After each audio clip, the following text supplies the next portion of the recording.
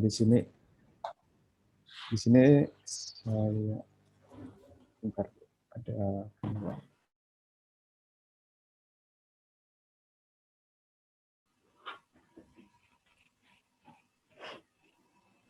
di sini saya akan menjelaskan insecurities. Pertama, yaitu kita akan menjelaskan tentang pendahuluan, yaitu apa itu investasi. Investasi itu merupakan penempatan sejumlah dana atas suatu barang atau entitas untuk mendapatkan benefit yang ditimbulkan baik jangka pendek ataupun jangka panjang. Jadi istilahnya investasi ini digunakan untuk perusahaan yang sudah dibilangkan sebelumnya, yang meliputi aset tetap maupun aset tidak tetap. Next. Nah, itu merupakan surat, maaf ya ada typo, surat berharga yang bernilai dan dapat diperdagangkan kepemilikan sebuah entitas atas entitas lainnya, yaitu dengan melalui surat berharga. Next. Klasifikasi investasi. Di bagian investasi ini yaitu ada bagian ekuitas yaitu saham dan utang yaitu obligasi. Pada bagian ekuitas itu sendiri yaitu saham, yaitu dibagi jadi 3 level for sale. Kalau yang trading ini yaitu investasinya aktif diperdagangkan. Jadi kayak istilahnya investasinya itu hanya dibuat itu diperoleh dari penjualannya itu, yaitu menyesuaikan nilai pasarnya. Kalau misalnya nilai pasarnya tinggi, ya berarti dia istilahnya begitu juga dengan sebaliknya. Terus kalau misalnya non trading, nah non trading ini tujuannya itu yaitu seperti namanya juga oleh keuntungannya itu dari bagi hasil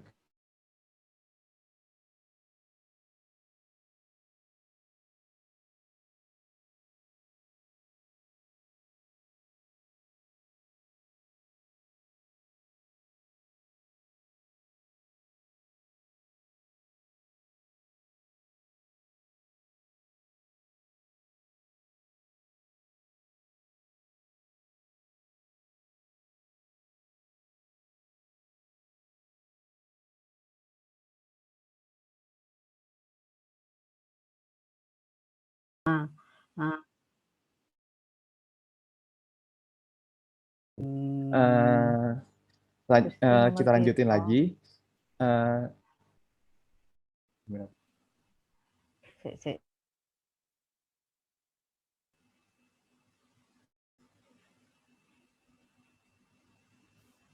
Gusti nomor berapa toh? 14 Bu, yang paling atas. Oh, paling atas. Ini sebelum ya. More.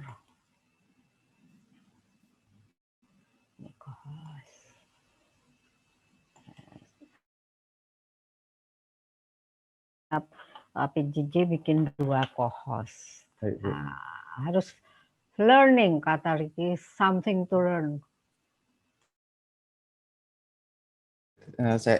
Kita lanjutin, yaitu pada saat held to maturity, yaitu hanya dipegangnya itu di bagian held to maturity. Gain-nya dari perusahaan, yaitu perusahaan hanya mengandalkan pendapatan bunga dari obligasi yang dipegangnya. Terus kalau misalnya trading, yaitu trading itu hanya dimiliki dalam waktu singkat. Jadi kayak hampir sama juga dengan trading pada equities, yaitu suatu menggunakan surat obligasinya itu hanya untuk diperjualbelikan saja untuk menyesuaikan dengan harga pasar. Next.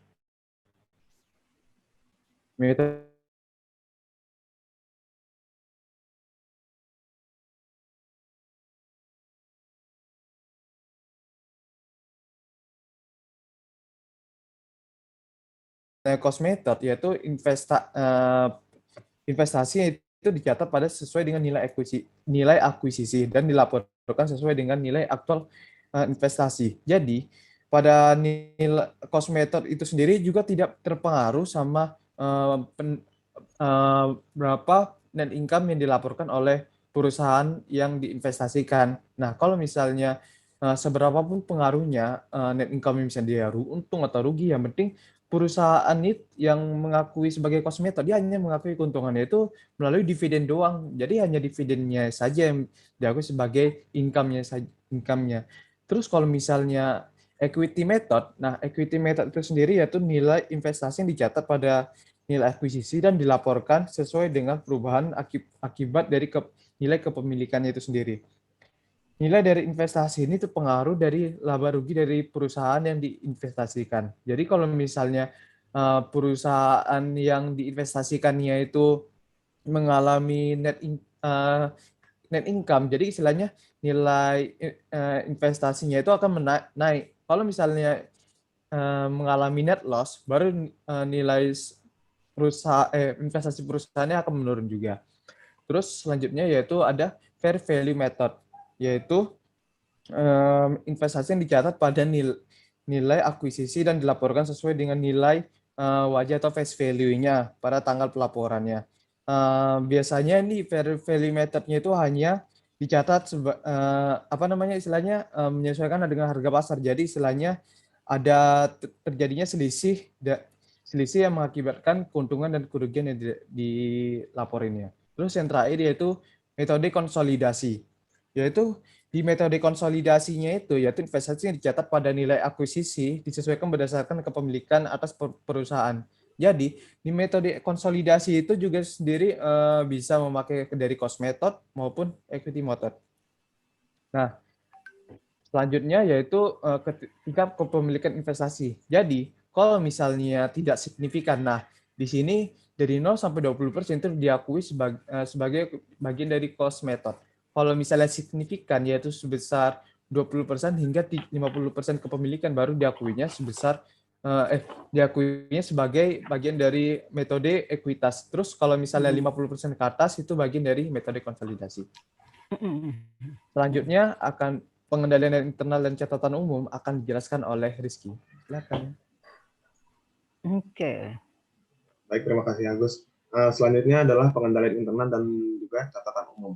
Jadi untuk investasi ini kan merupakan salah satu kegiatan yang melibatkan kas dan juga penting bagi perusahaan. Nah, itu pengendalian internal dan catatan umum ini merupakan sesuatu yang penting dan sangat diperlukan. Pengendalian internal ini ada 6 dalam beberapa fungsi dan kegiatan. Yang pertama itu salah satunya adalah dalam pembelian sekuritas. Dalam pembelian sekuritas itu harus dilaksanakan berdasarkan notarisasi.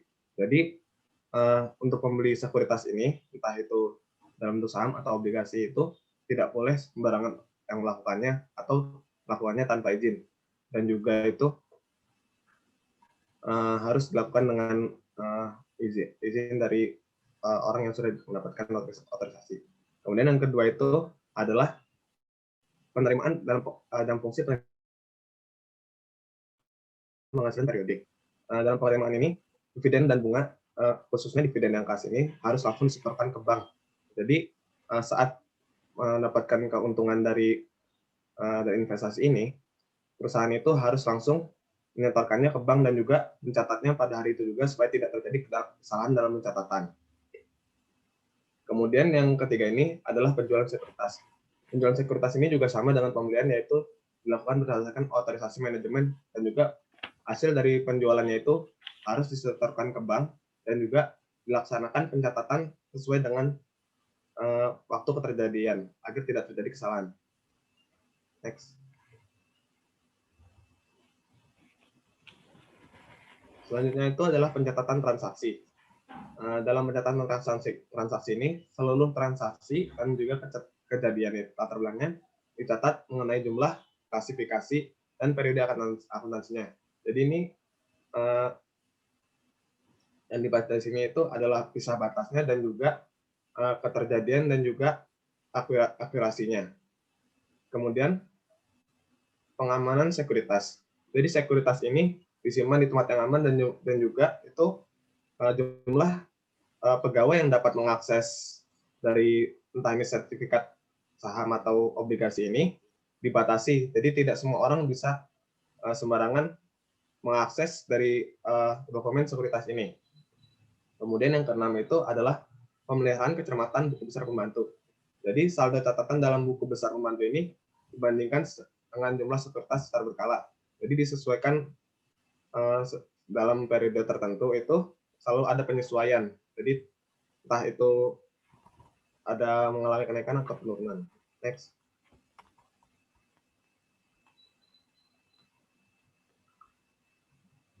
Selanjutnya adalah dokumen dan catatan umum yang digunakan dalam investasi. Yang pertama ini sertifikat saham. Sertifikat saham ini menunjukkan jumlah lembar saham sebagai bukti asersi keterjadian. Jadi di sertifikat saham ini ada biasanya dicantumkan nama-nama penerbitnya, nama penerbitnya, nominal, dan juga deklarasi dari bukti yang lainnya, dan juga hak pemegang saham. Sertifikat ini kalau trading itu bisa diperjualbelikan ya, seperti yang tadi dijelaskan oleh Bagus. Kemudian yang kedua adalah sertifikat obligasi. Formulir yang menunjukkan jumlah obligasi yang dimiliki sebagai bukti asersi keterjadian.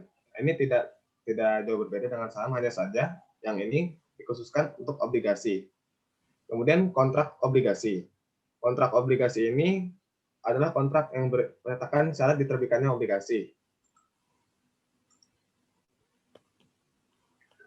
Jadi kontrak obligasi ini biasanya berisi klausul, jumlah obligasi, penjelasan atas properti apa yang digunakan sebagai jaminan, dana cadangan, provisi dan rincian dari perjanjian yang diadakan. Kemudian pemberitahuan pialang atau broker.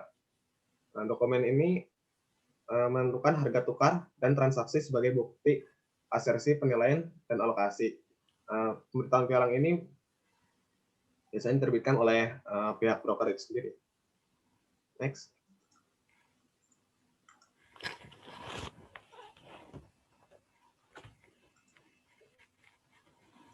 Kemudian laporan pialang. Laporan ini berisi rincian sekuritas yang disimpan pialang.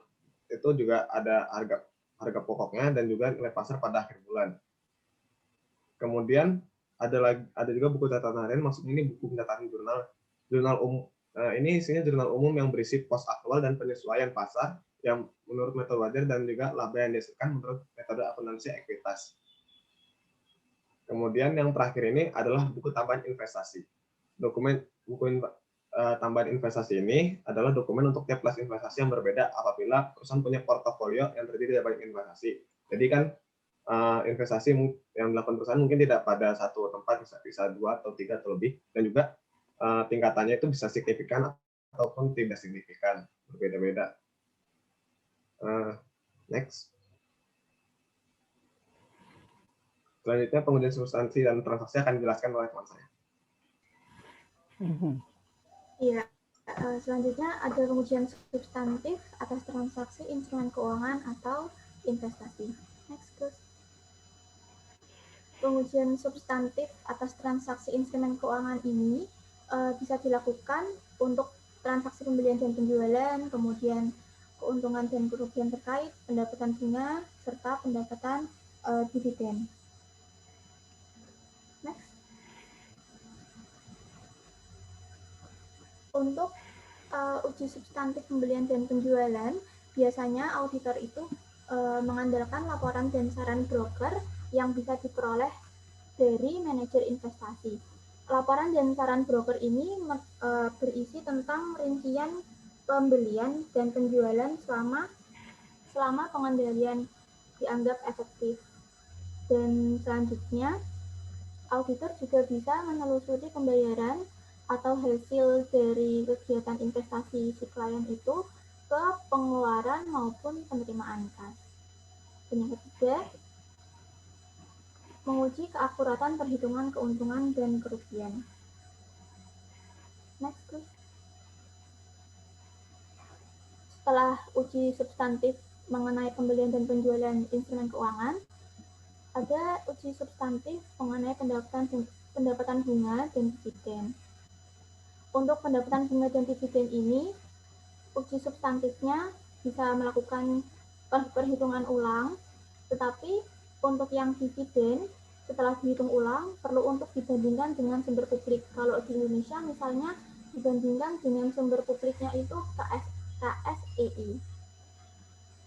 Lanjut, next. Dan yang ini ada tambahan mengenai prosedur analitis terkait dengan instrumen keuangan atau investasi.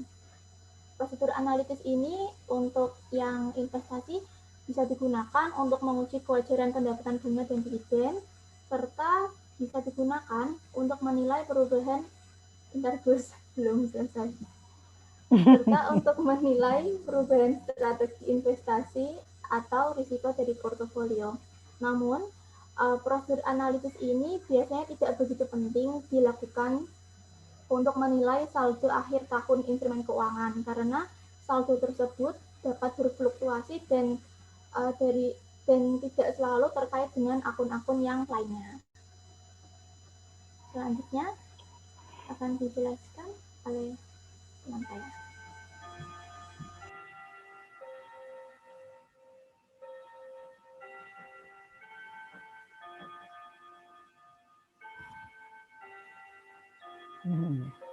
Lanjut ya, Bu. Lanjut. Oke, selanjutnya itu ada tujuan audit yang berkaitan dengan saldo dan prosedur pengujian atas rincian saldo bagi akun instrumen keuangan.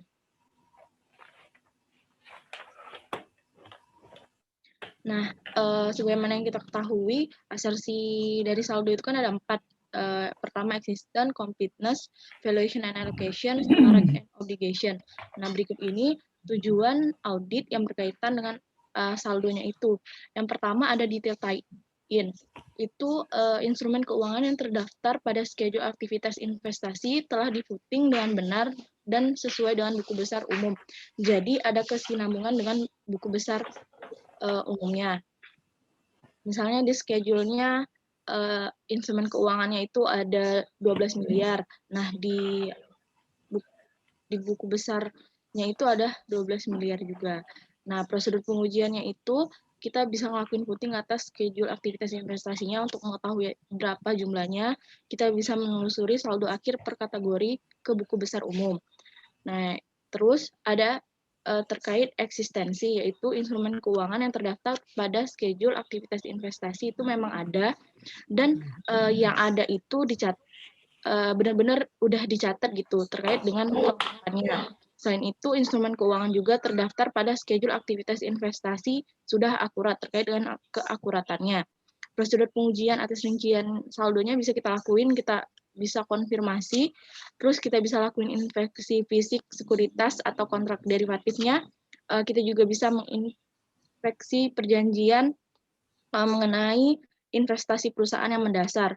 Terus terkait klasifikasinya itu, instrumen keuangan telah diklasifikasikan secara tepat dalam laporan keuangan. Pengujian atas klasifikasi yang tepat sebagai apakah dia itu trading atau non-trading atau available for sale. Next. Nah, selanjutnya ada terkait dengan cut-off atau pisah batas. Ini instrumen keuangan itu dicatat dalam periode yang tepat.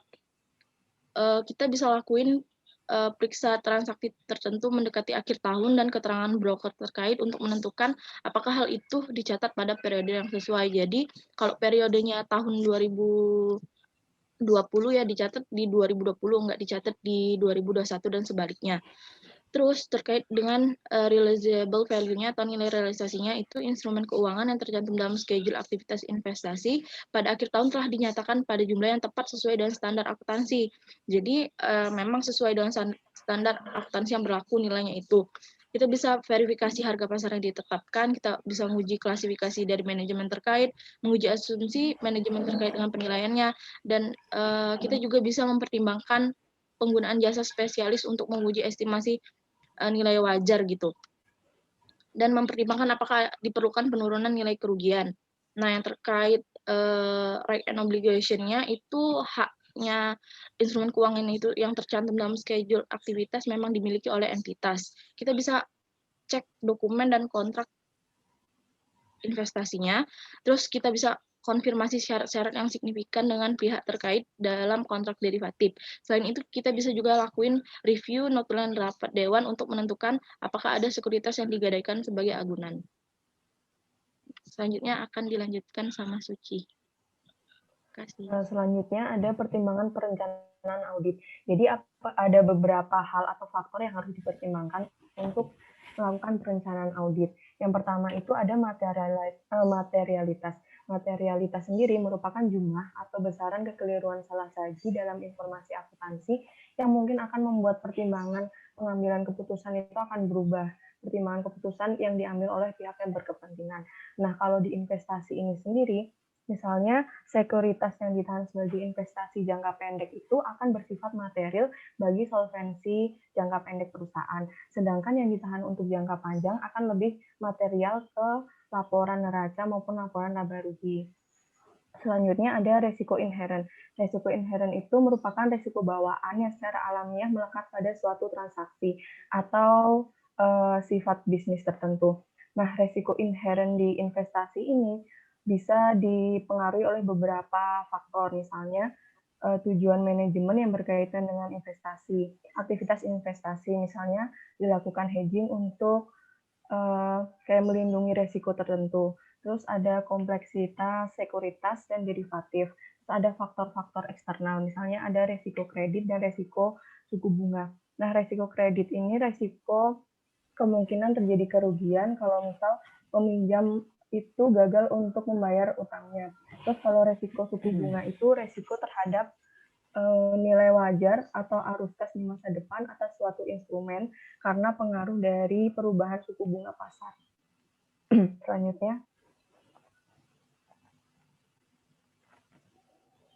Selanjutnya, itu ada resiko prosedur analitis.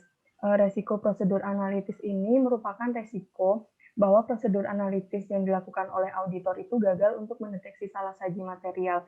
Nah, prosedur analitis ini biasanya digunakan untuk membandingkan saldo tahun berjalan dengan tahun sebelumnya, terus membandingkan hasil-hasil aktual dengan rencana dari manajer gitu. Karena hal-hal tersebut, maka diperlukan prosedur analitis. Terus yang selanjutnya itu ada resiko pengendalian. Resiko pengendalian ini terjadi karena pengendalian internal itu tidak mampu untuk mengantisipasi resiko inherent atau resiko bawaan itu tadi. Nah, karena hal itu, auditor itu perlu memahami efektivitas dari pengendalian internal dari suatu perusahaan. Dalam pengendalian ini, manajemen itu juga harus memiliki prosedur untuk mengklasifikasikan instrumen keuangan, misalnya untuk trading, non-trading, available for sale, atau held for maturities. Terus ada juga pengendalian yang ketat mengenai penentuan estimasi nilai wajar dari instrumen yang dia punya itu. Lanjut. Sekian presentasi dari kami. Mungkin ada pertanyaan dari kelompok F. Oke, terima kasih kelompok C yang sudah memaparkan dengan lengkap ya aspek-aspek dari investasi ini. Mudah-mudahan cukup membuat kita refresh ya mengenai teorinya. Ya, kita lanjut saja ke F untuk menyampaikan pertanyaannya. F.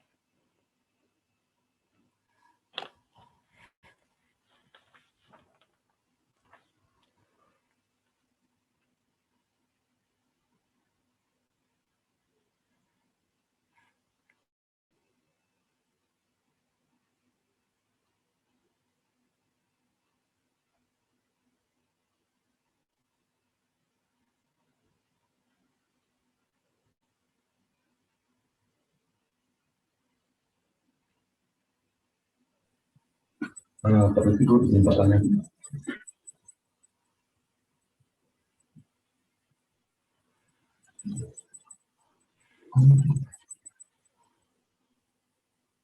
Permisi, bertanya.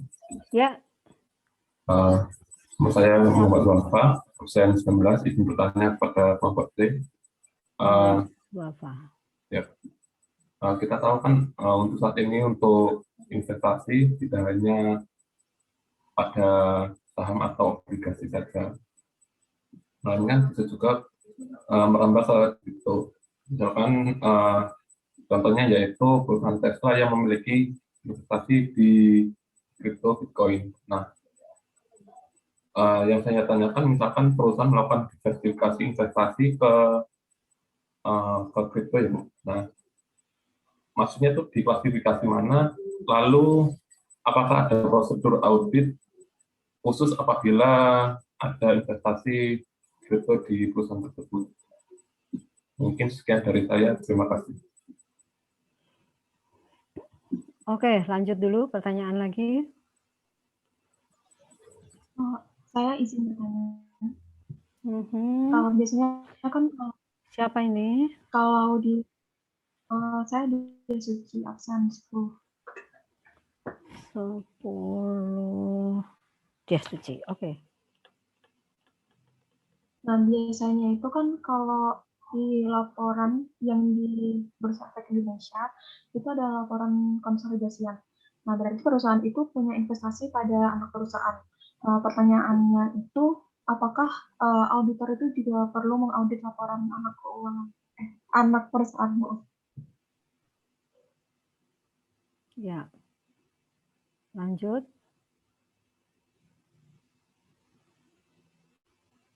Ada lagi?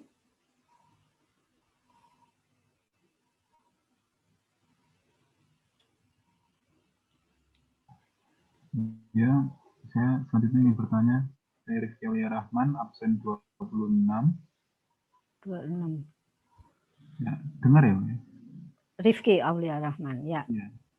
Pertanyaannya simpel, untuk obligasi syariah apakah ada prosedur tambahannya ya? Terima kasih. Ya. Lagi? Izin bertanya, Bu. Kalau misalnya ada konversi obligasi, Anissa Fitri absen 5. Ya, Kalau misalnya ada konversi obligasi jadi saham itu, apakah ada gimana prosedur auditnya ya? Terima kasih. Oke. Silakan, berarti sudah ya kan F4 orang ini?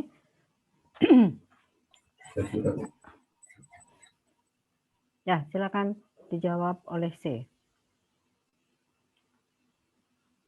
Baik, Bu. Mohon izin sebentar untuk diskusi ya. Oke. Ya.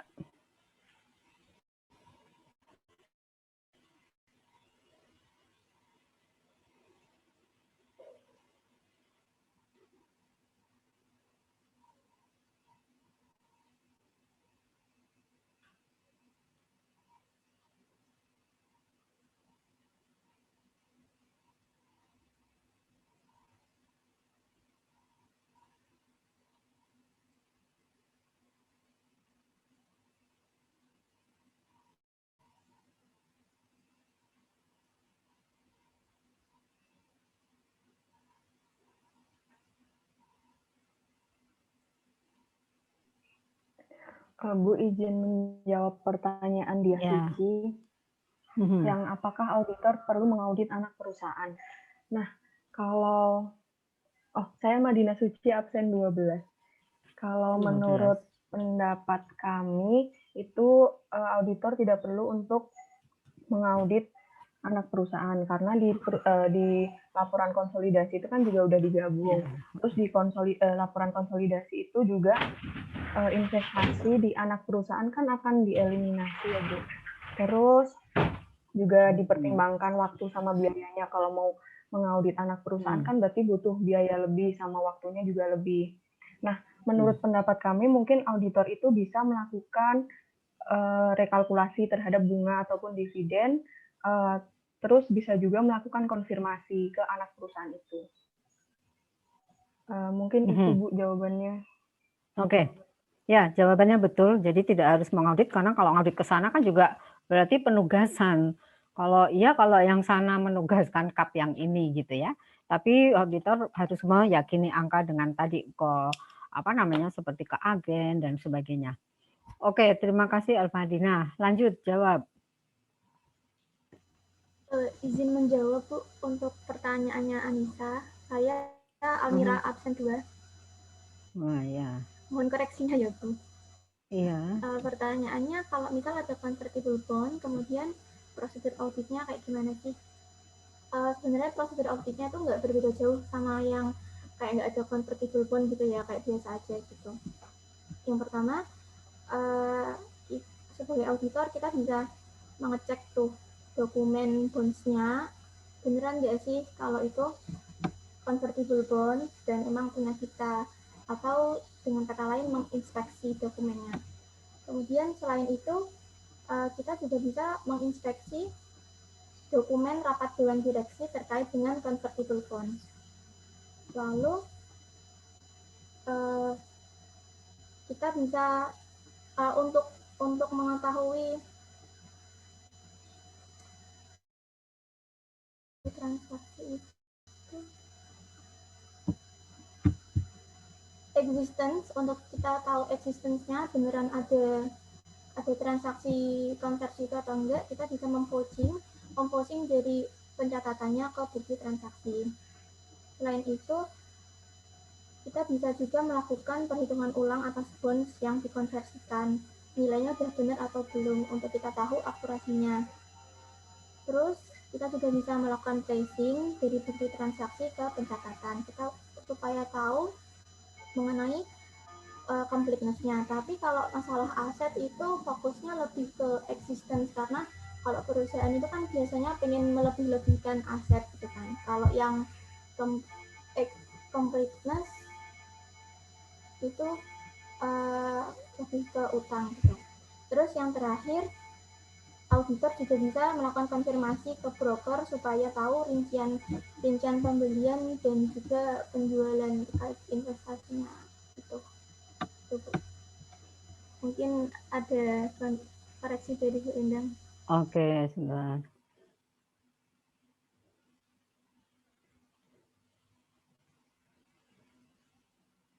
Sebentar. Kalau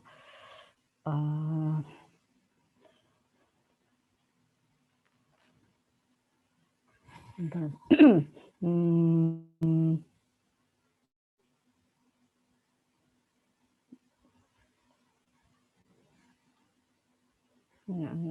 Ini sebentar.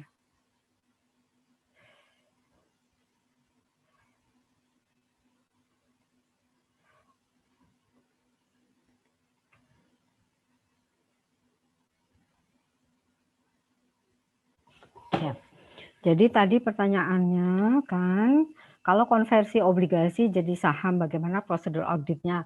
Kalau secara teknis, mungkin yang tadi disampaikan oleh Almira betul ya, diuji dulu memang obligasinya benar ada enggak, kemudian ada notulen yang menyatakan direksi itu setuju atau tidak, vouching, tracing, begitulah ya, intinya meyakini terkait kebenaran obligasi dan angka-angkanya berapa kalau dikonversi gitu ya. Tapi ada aspek lain yang auditor juga perlu memperhatikan. Jadi kan ini kita punya obligasi, kita punya uang di tempat lain gitu ya. Nah di perusahaan lain, sementara perusahaan itu ingin mengkonversi jadi saham gitu. Nah kita perlu tahu juga gitu bahwa kenapa kok perusahaan itu mengkonversi menjadi saham. Jadi kan bisa saja mereka nggak bayar bunga. Jadi kita lihat dulu penyebabnya. Bisa saja mereka nggak mampu bayar bunga. Jadi mereka akhirnya mau obligasi kita jadi sahamnya mereka. Nah itu kan harus diteliti juga kalau mereka itu apa namanya karena nggak mampu bayar bunga karena perusahaannya itu katakanlah kinerjanya turun, ya mending ditarik aja investasi itu gitu kan ya. Jadi kalau jadi saham nanti juga malah juga nggak ada dividennya misalnya gitu. Jadi ada faktor lain terkait risiko ya, ini inherent risk masalahnya ya. Di investasi ini ada inherent risk yang itu bermacam-macam dan tergantung juga kepada jenis investasinya, apakah di perusahaan properti atau di perusahaan apa kemarin kayak Khairul Tanjung itu investasi di Garuda besar-besaran dia ya gitu. Padahal waktu itu jelas Garuda rugi, saya juga nggak tahu motivasinya, belum tahu ya. Jadi inherent risk-nya ini di sini harus dipertimbangkan oleh auditor. Ya, kenapa kok perusahaan sana mau diganti gitu. Kan percuma juga kalau kita menginikan di saham ya. Karena nggak ada laba. Oke, itu jawaban tambahan saya. Ya, selanjutnya jawaban berikutnya. Terima kasih, Bu Endang. Ya, sama-sama. Jawaban berikutnya, siapa yang akan menjawab? Izin menjawab, Bu. Mm-mm. Mengenai apakah Bagus ya, ya, Bu, oke. apakah obligasi syariah ada prosedur auditnya? Nah, di sini saya mohon koreksi ya, Bu, kalau misalnya saya belum begitu awam juga, Bu, mengenai ekonomi syariah akidahnya gitu, Bu. Nah, kalau yang saya tahu sih, Bu, kalau di prosedurnya sendiri di obligasi syariah itu tidak jauh berbeda dengan obligasi pada umumnya juga, yaitu obligasi konvensional, yaitu dia kayak ada konfirmasi ke brokernya sama yang lainnya. Cuman di sini ada terdapat perlakuan khusus gitu ya yang beda. Misalnya contohnya yang paling dasar itu yaitu underlying asset. Kalau misalnya di obligasi syariah itu perlu underlying asset, tapi kalau misalnya di obligasi konvensional itu tidak perlu dengan adanya underlying asset. Nah, underlying asset itu apa sih? Underlying asset itu yaitu kayak sejenis penjaminan aset lah istilahnya. Istilahnya kayak bisa bilang pasti sih kalau misalnya ada gagal bayar sama yang lainnya. Nah, kalau misalnya di pihak-pihak yang terkait itu kalau di obligasi syariah itu kan kalau misalnya di ini kan konvensional kan ada obligor, investor sama broker ya. Kalau misalnya di obligasi syariah itu dia ada obligor, SPV. SPV itu apa sih? SPV itu yaitu Special Purpose Vehicle, yaitu yang pihak yang menerbitkan dari obligasi syariah itu investor sama trustee. Nah, trustee itu apa sih? Trustee itu yang saya dapat di beberapa sumber di internet, yaitu ada syariah advisor sama wali amanat gitu. Nah, kalau misal di sini obligasi syariah itu ya sebenarnya dibagi menjadi 4, tapi yang saya di sini saya hanya ambil produk-produk obligasi syariah itu ada hanya dua, yaitu mudharabah sama ijarah. Kalau misalnya perbedaannya itu yang saya tangkap itu di sini, kalau misalnya mudharabah itu sistemnya itu ada bagi hasil. Kalau misalnya ijarah itu sistemnya sewa gitu. Jadi kalau sistemnya sewa itu sebelumnya sudah sesuai dengan nilai kontraknya. Oh, udah sesuai nih presentasinya, aku dapat segini nih. Tapi kalau misalnya bagi hasil, nah kalau bagi hasil ini sesuai dengan ini pendapatan atau income yang dihasilkan oleh perusahaan yang diinvestasikan. Gitu, Bu. Mungkin hanya segini saja, Bu, yang saya tahu. Kalau misalnya Ibu ada koreksi, boleh ditambahin ya, Bu. Mohon maaf, Bu, kalau ada yang salah, Bu, tentang akidah-akidah obligasi syariah. Terima kasih, Bu. Ya, makasih. Terima kasih, bagus. Jadi pada dasarnya sama apa tadi kalimat pertama bagus, tidak jauh beda. Betul itu. Jadi sebetulnya namanya prosedur audit itu sama. Semuanya adalah untuk mencapai tujuan audit. Tujuan auditnya apa? Tujuan auditnya kalau atas transaksi ya ada 6 tujuan, kalau atas saldo ada 8 tujuan. Intinya itu semua ke situ semua. Yang membedakan itu adalah aturan-aturan yang harus kita pahami tentang yang kita audit itu, misalnya tentang syariah ya, berarti kita pahami dulu ya aturannya seperti apa ya, kemudian berarti nanti ada pengendalian internnya seperti apa. Nah, langkah prosedurnya sih hampir sama dengan yang lainnya, tidak jauh beda. Intinya mencapai tujuan audit yang telah ditetapkan. Oke, sementara itu ya bagus, terima kasih atas teori-teori tentang syariahnya juga gitu ya. Sekarang memang lagi digencarkan tentang itu. Lanjut, satu pertanyaan lagi yang belum terjawab. Izin menjawab, Bu. Yang Wafa ya yang belum terjawab ya. Iya, Bu. Pertanyaan Wafa. Ini siapa? Silvi. Silvi 29 ya. Ya, Bu. Oke. Pertanyaan Wafa tadi, apakah ada prosedur audit apabila investasinya di kripto dan klasifikasinya apa? Mungkin kalau di investasi di kripto, klasifikasinya investment in crypto. Terus prosedur auditnya itu kita bisa lakuin inquiry dengan manajer keuangan, tujuan dari investasi kripto itu apakah untuk trading atau non-trading. Terus kita bisa lakuin konfirmasi ke brokernya, terus hasil dari konfirmasi tracing ke buku besar untuk ngelihat completeness-nya. Selanjutnya kita juga bisa lakuin rekalkulasi atas nilai investasi ke nilai wajarnya gitu terkait akurasinya. Sekian Bu, maaf Bu, soalnya Sirpi nggak main kripto jadi kurang tahu. Oke, emang ini yang baru ya, saya juga belum sempat mendalami, tapi intinya apapun jenis investasinya, prosedurnya adalah untuk mencapai tujuan audit. Jadi yang perlu kita pahami adalah aturan yang terkait ya. Jadi compliant, ingat salah satu pengendalian intern kan tujuannya tuh tujuan antara ya 4 kan, laporan keuangan yang ketepatan waktu, kemudian efisiensi, efektivitas operasi, kemudian ketaatan terhadap peraturan. Nah itu, jadi tambahan jawaban saya seperti itu ya. Oke, terima kasih batch pertama untuk C dan F ya. Selanjutnya kita langsung saja ke batch kedua ya, yaitu E dan B terkait substantif audit test untuk yang di Apple Blossom. Silahkan E.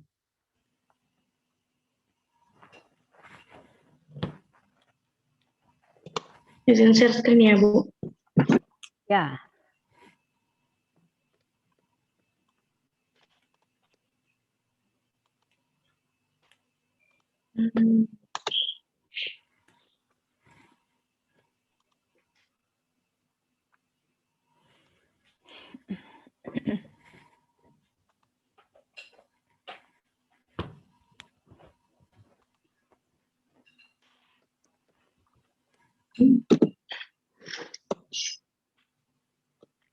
Selamat pagi, Bu dan teman-teman. Selamat pagi. Perkenalkan kami dari kelompok E. Pada kesempatan kali ini akan membahas mengenai program audit atas investasi.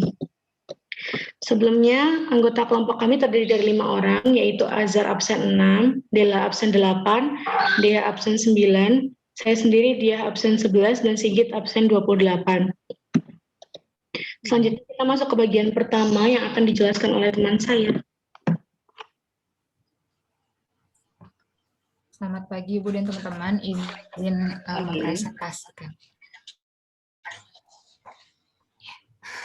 Nah, jadi di soal 1 itu diminta untuk membuat program audit yang membahas 5 asersi beserta kelemahan dari internal kontrolnya. Makanya di sini kami membahas internal kontrol dari Apple Blossom terkait dengan investasinya. Nah, yang pertama di sini adalah relevan informasi terkait internal kontrolnya. Jadi di sini dijelasin kalau Apple Blossom itu dari ke waktu selalu menginvestasikan kelebihan dananya ke dalam marketable securities atau surat berharga. Dan kadang-kadang juga investasi jangka panjang.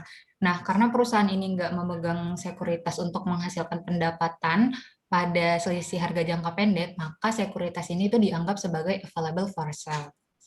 Nah, perusahaan itu udah memutuskan untuk memperluas ke pasar aerosol non-fluorocarbon di tahun 2004.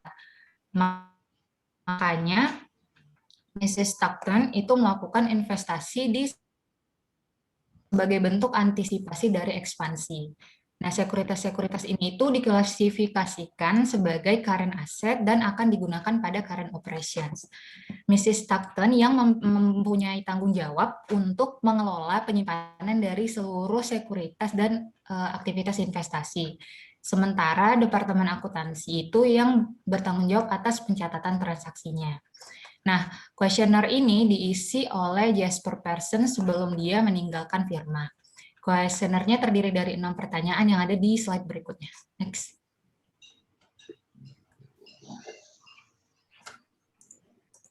Nah, jadi kuesionernya terdiri dari 6 pertanyaan. Pertanyaan yang pertama adalah apakah penyimpanan dari sekuritas itu dipisahkan dari pencatatan akuntansinya? Jawabannya iya, karena yang bertanggung jawab atas penyimpanannya itu adalah treasurer dan yang bertanggung jawab atas pencatatannya adalah controller atau departemen akuntansi kayak yang ada di relevan informasi tadi. Pertanyaan yang kedua adalah apakah sekuritas itu sudah disimpan di dalam berangkas yang aman? Jawabannya iya, dan aksesnya hanya dimiliki oleh Mrs. Stockton. Pertanyaan ketiga adalah apakah setiap pembelian dan penjualan dari sekuritas itu sudah diotorisasi atau disahkan oleh Board of Directors-nya? Jawabannya adalah enggak, no, karena general otorisasinya itu dimiliki oleh Mrs. Stockton. Jadi setiap penjualan dan pembelian sekuritasnya itu hanya diotorisasi oleh Mrs. Stockton aja. Kayak di relevan informasi tadi udah dijelasin kalau Mrs. Stockton kan yang membeli sekuritas jangka pendeknya. Pertanyaan keempat adalah apakah jabatannya apa ya? Sebentar. Bendahara. Enggak jabatannya. Bendahara. Oh, bendahara. Treasurer. Oke. Iya. Oke. Nah, selanjutnya pertanyaan keempat, apakah Departemen Akuntansi itu yang mengelola seluruh pencatatan sekuritas? Jawabannya iya, sesuai dengan relevan informasinya. Pertanyaan kelima adalah, apakah Departemen Akuntansi ini juga mengelola pencatatan independen atas income from investment-nya? Jawabannya enggak, karena Departemen Akuntansi hanya menerima listing dari bendahara atau Mrs. Stockton sendiri. Pertanyaan keenam adalah sekuritas dihitung secara periodik oleh seseorang selain yang menyimpan sekuritasnya. Jadi jawabannya enggak. Jadi yang menghitung itu murni hanya treasurer atau Mrs. Stockton sendiri. Nah, berdasarkan 6 pertanyaan ini, ada 3 pertanyaan yang jawabannya no atau tidak, artinya terdapat weakness di dalam internal control ini. Nah, untuk prosedur audit yang membahas terkait weakness dalam internal control beserta asersinya akan dijelaskan teman saya. Terima kasih. Oke.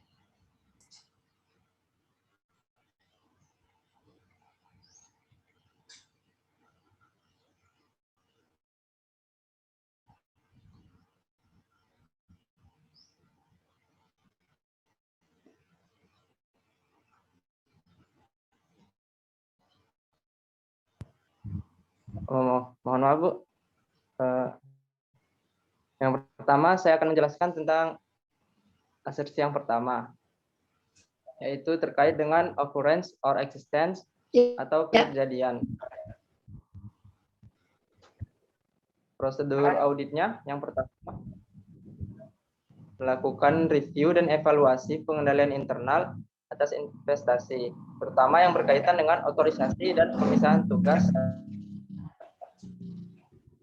terkait investasi.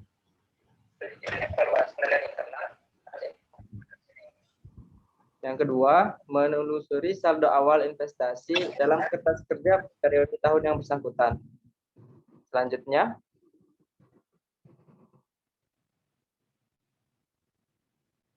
menguji dokumen pendukung untuk akuisisi dan penjualan.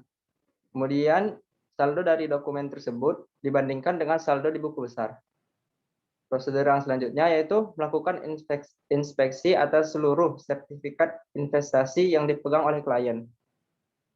Inspeksi terkait schedule nomor sertifikat, nomor per lembar, pemilik, nilai par atau nilai wajar, dan informasi tersebut dapat diperoleh dari notulensi rapat pemegang saham dan atau rapat direksi. Ya. Baik, selanjutnya akan dijelaskan oleh teman saya. Izin Bu, saya adalah absen 8, izin melanjutkan. Asersi yang selanjutnya adalah completeness. Tujuannya itu adalah untuk memastikan bahwa perusahaan telah mencatat instrumen keuangan yang ada secara lengkap. Prosedur audit yang dilakukan adalah melakukan pengecekan investasi klien dari hasil konfirmasi securities brokers dan hasil cek fisik ke buku besar untuk melihat adakah investasi yang belum tercatat. Nah, di dalam Apple Blossom ini diketahui bahwa auditor telah meminta konfirmasi kepada Robert dan Underwood Security Broker yang mana hasilnya itu telah dituangkan di dalam schedule E4, sehingga nanti kita akan melakukan pengecekan atas schedule E4 tersebut. Next. Selanjutnya adalah asersi right and obligation. Tujuannya adalah untuk memastikan bahwa perusahaan benar-benar memiliki hak atas instrumen keuangan serta memenuhi kewajiban yang seharusnya. Prosedur audit dalam Apple Blossom untuk mencapai tujuan yang pertama adalah seperti yang dilakukan oleh Dea tadi, yaitu melakukan review dan evaluasi pengendalian internal perusahaan atas investasi. Dan yang kedua adalah melakukan review atas hasil rapat Dewan Direktur untuk otorisasi akuisisi dan atau penjualan investasi. Selanjutnya akan dilanjutkan oleh teman saya. Izin melanjutkan Bu, saya diangkatnya dari Solari absen 11. Jadi untuk prosedur selanjutnya itu mengenai asersi valuation and allocation. Tujuannya adalah untuk mengetahui apakah akun-akun investasi ini sudah dihitung dan dicatat serta dialokasikan ke pos-pos yang sesuai. Prosedur auditnya pertama yaitu melakukan review dan evaluasi pengendalian internal atas investasi. Ini semua asersi melakukan prosedur ini. Yang kedua, menyiapkan analisis investasi yang menunjukkan saldo awal, akuisisi, penjualan, dan saldo akhir. Yang kemudian melakukan monitoring dan rekonsiliasi pendapatan investasi dengan pencatatan dividen, independen, dan bunga. Selanjutnya adalah melakukan monitoring atas laba atau rugi dalam penjualan dan menelusuri dalam akun buku besar yang sesuai. Kemudian menentukan nilai pasar akhir tahun dan membandingkan dengan biaya yang dicatat. Dan yang terakhir adalah menelusuri saldo akhir dalam laporan keuangan dan memastikan penyajiannya sudah tepat. Ini juga asersi yang dilakukan di semua prosedur yang dilakukan di semua asersi. Kemudian selanjutnya akan dilanjutkan oleh teman saya.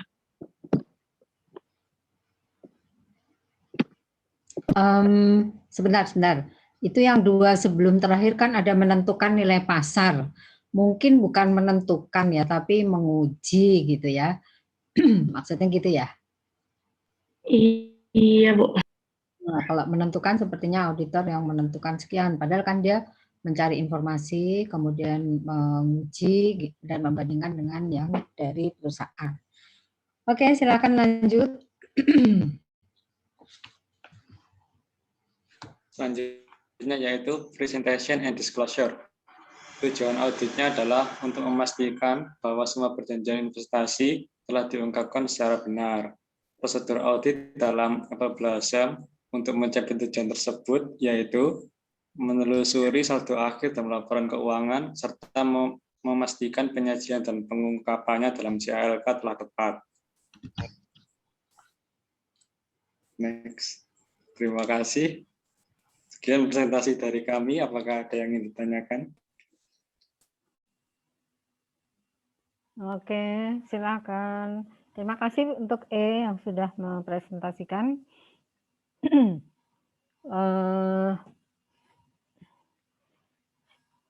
Grup B mengajukan pertanyaan, silakan.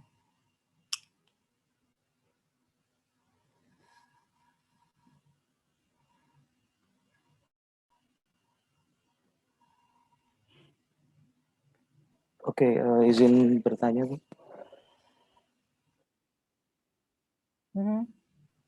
Ya, izin bertanya kepada grup E juga. Ya, saya Riki. Ini siapa? Riki Pramudia Hermawan, absen 25. Ya, izin bertanya tentang asersi valuation allocation ya, yang objektifnya itu accuracy, itu kan salah satunya di narasi itu ada tentang pengujian STOT terhadap dividen gitu ya. Dan di sana di narasinya udah dibilang di Apple Blossom itu bahwa selain melakukan rekalkulasi nanti di E5 gitu, di income, di investment income, itu juga dilakukan compare gitu ya, compare dengan Standard & Poor's record gitu.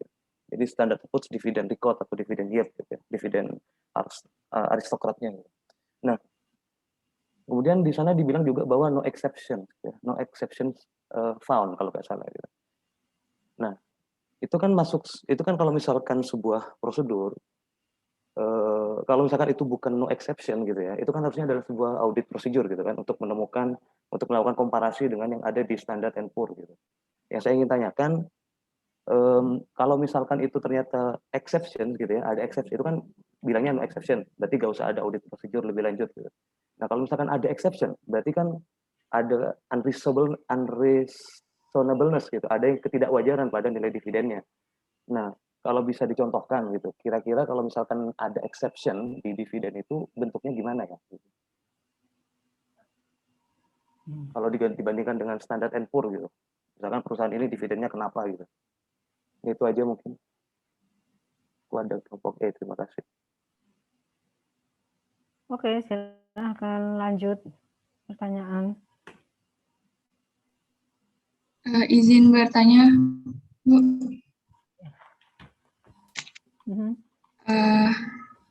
Anastasia kami absen 4. Jadi izin bertanya, kan dalam pencatatan investasi itu kan ada 2 metode, ada metode cost sama equity. Itu tuh apakah ada perbedaan prosedur auditnya jika pencatatannya itu berbeda? Itu. Terima kasih. Oke. Ada lagi?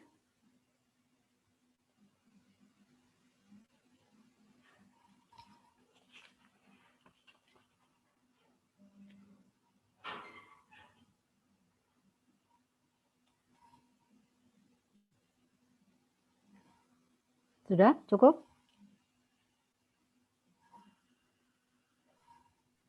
Sepertinya cukup.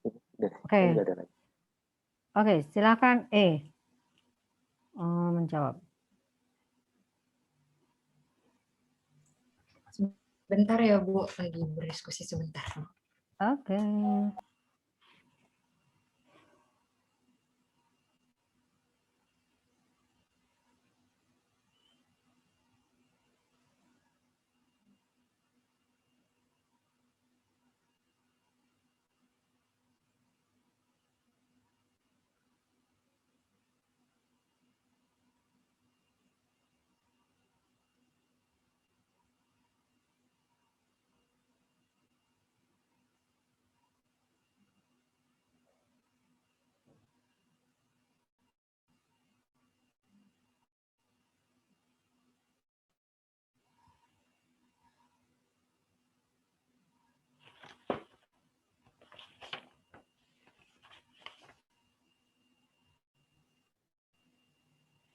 Mohon izin, Bu, saya akan mencoba untuk jawab pertanyaan dari Tasya. Saya ulangi pertanyaannya. Apakah terdapat perbedaan prosedur audit dari penggunaan cost method dengan equity method? Jawaban kami adalah ini siapa ini ya? Jangan lupa sebut nama nomor. Oh, maaf. Saya Azhar Saifullah Daulay, absen 06. Oh, oke. Ya. Jadi antara metode biaya dengan metode equity itu kan terdapat perbedaan dari kebijakan akuntansinya. Jadi menurut kami terdapat perbedaan prosedur audit mengikuti dengan kebijakan akuntansi tersebut. Pada metode biaya, salah satunya kepemilikan yang dimiliki, maksudnya pada metode biaya, kepemilikannya itu kan tidak signifikan atau mungkin di bawah 20% pada umumnya. Jadi auditor perlu untuk memastikan hal tersebut. Sedangkan pada metode equity, dia memiliki pengaruh yang signifikan, yang pada umumnya kepemilikannya 20% sampai dengan 50%. Kemudian pada metode biaya, dikenal istilah fair value, karena investasi tersebut dicatat sebesar nilai wajarnya. Jadi perlu juga dilakukan audit untuk memastikan apakah sudah dilaporkan sesuai dengan fair value tersebut. Sedangkan pada metode equity, investasi dilaporkan sesuai cost yang telah disesuaikan. Setelah itu ada juga pada metode biaya gain or loss yang dilaporkan akibat adanya perubahan fair value. Kemudian Auditor juga perlu untuk memastikan bahwa data yang digunakan sebagai rujukan fair value tersebut adalah data yang andal. Sedangkan pada metode equity, saldonya itu kan dipengaruhi oleh net income dari investee. Maka audit juga perlu untuk memastikan bahwa pencatatan pendapatan dari investasi tersebut sudah benar. Mungkin sekian dari jawaban kami. Mohon ada koreksinya, Bu. Ya, betul, Azhar. Jadi intinya tentu kita harus memahami aturan akuntansinya dulu ya, perlakuan akuntansi untuk dua metode itu. Nah, setelah kita mengetahui perlakuan akuntansi harusnya seperti apa, sistem akuntansi di situ seperti apa, maka barulah langkah-langkahnya ditentukan. Ya, intinya kan tujuan auditnya ya mencakup gitu ya. Ini aturan yang terkait prosedur auditnya menyesuaikan gitu. Oke, terima kasih Azhar. Kemudian selanjutnya jawaban untuk Riki. Izin menjawab, Bu, pertanyaan dari Riki. Jadi standar N-PUR itu, ya, jadi standar N-PUR itu setahu saya adalah penyedia indeks terkemuka di dunia dan perusahaan peningkat kredit independen. Perusahaan ini itu memberikan rating terhadap obligasi, saham, dan surat berharga. Nah, hasil dari rating ini dipublikasikan dan dihitung setiap hari oleh Standard & Poor's dan media keuangan lainnya. Jadi dalam Apple Blossom kan setelah dilakukan rekalkulasi harus di-compare dengan Standard & Poor's ini. Nah, itu alasannya untuk memastikan apakah perhitungannya sudah benar atau tidak. Dan dalam soal kan disebutkan no exception. Nah, kelompok kami itu beranggapan bahwa kalau no exception ini asumsi jika pencatatan yang dilakukan oleh perusahaan itu sudah sesuai. Mungkin itu yang bisa saya jawab untuk pertanyaan Riki. Mungkin dari Bu Endang bisa meluruskan atau menambahkan. Ya, betul sih. Jawabannya udah betul. Jadi Standard & Poor's itu perusahaan yang mengeluarkan rating ya.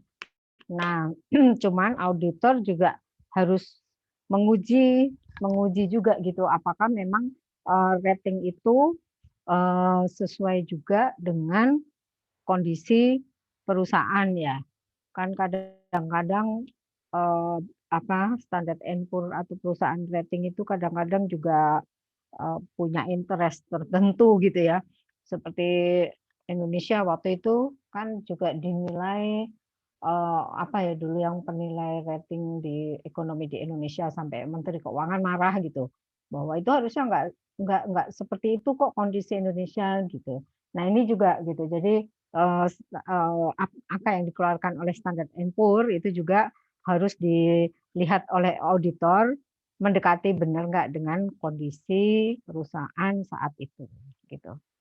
Ya, itu tambahan dari saya. Jadi memang auditor itu kadang nggak bisa pakai hanya dari satu data. Dia harus memperluas wawasan, harus tahu gitu ya. Karena kan memang informasi, data, bukti dan sebagainya itu banyak sekali ya. Jadi dia juga harus meyakini dirinya juga bahwa sebetulnya data yang mana yang bisa dipakai gitu.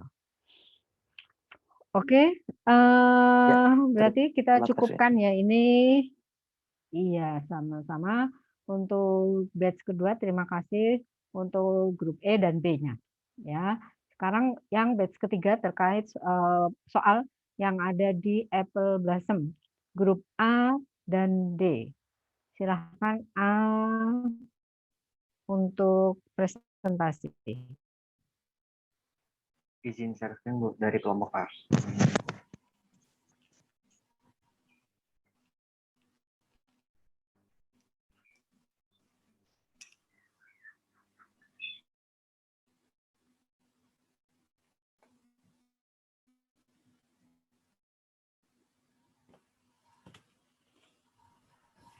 Bismillahirrahmanirrahim.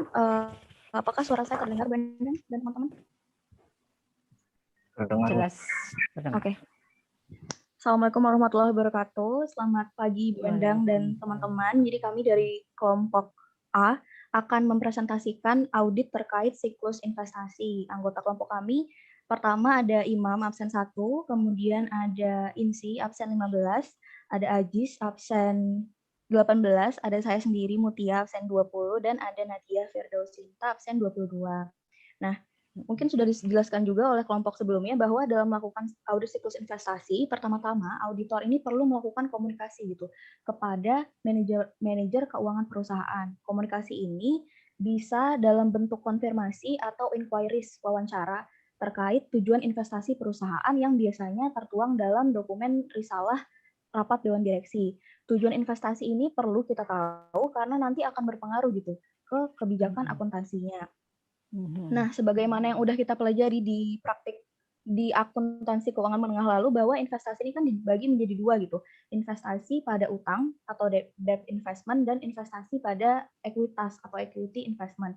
Misalnya tujuan perusahaan berinvestasi untuk mendapatkan capital gain, artinya nanti investasi akan diklasifikasikan sebagai trading investment.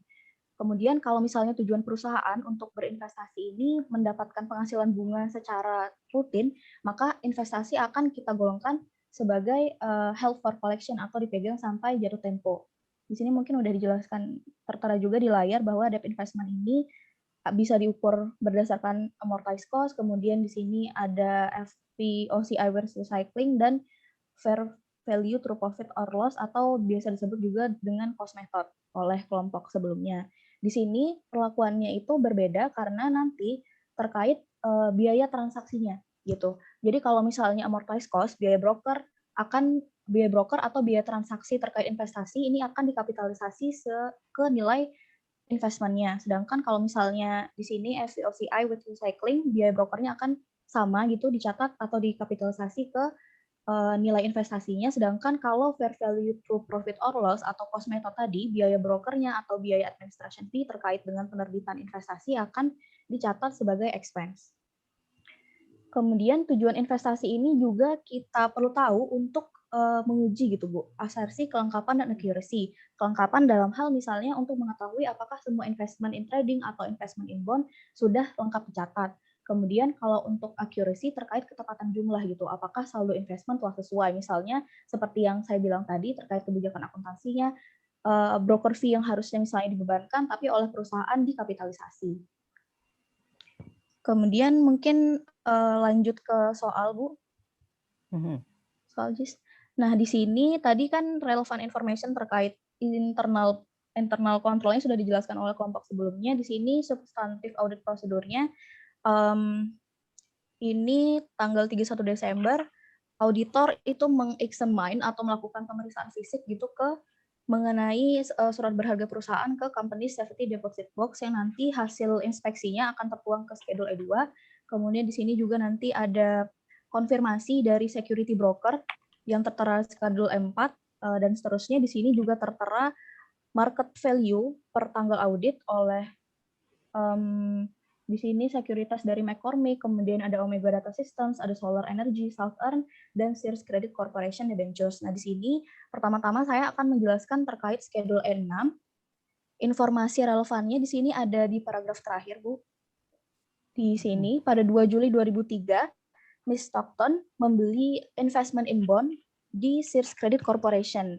Nah, bond ini jangka waktunya 10 tahun, diterbitkan pada 1 Juli 1998, jatuh temponya 1 Juli 2008, dengan kupon rate-nya 10% dan market rate-nya saat diterbitkan pada saat pembelian itu 11%.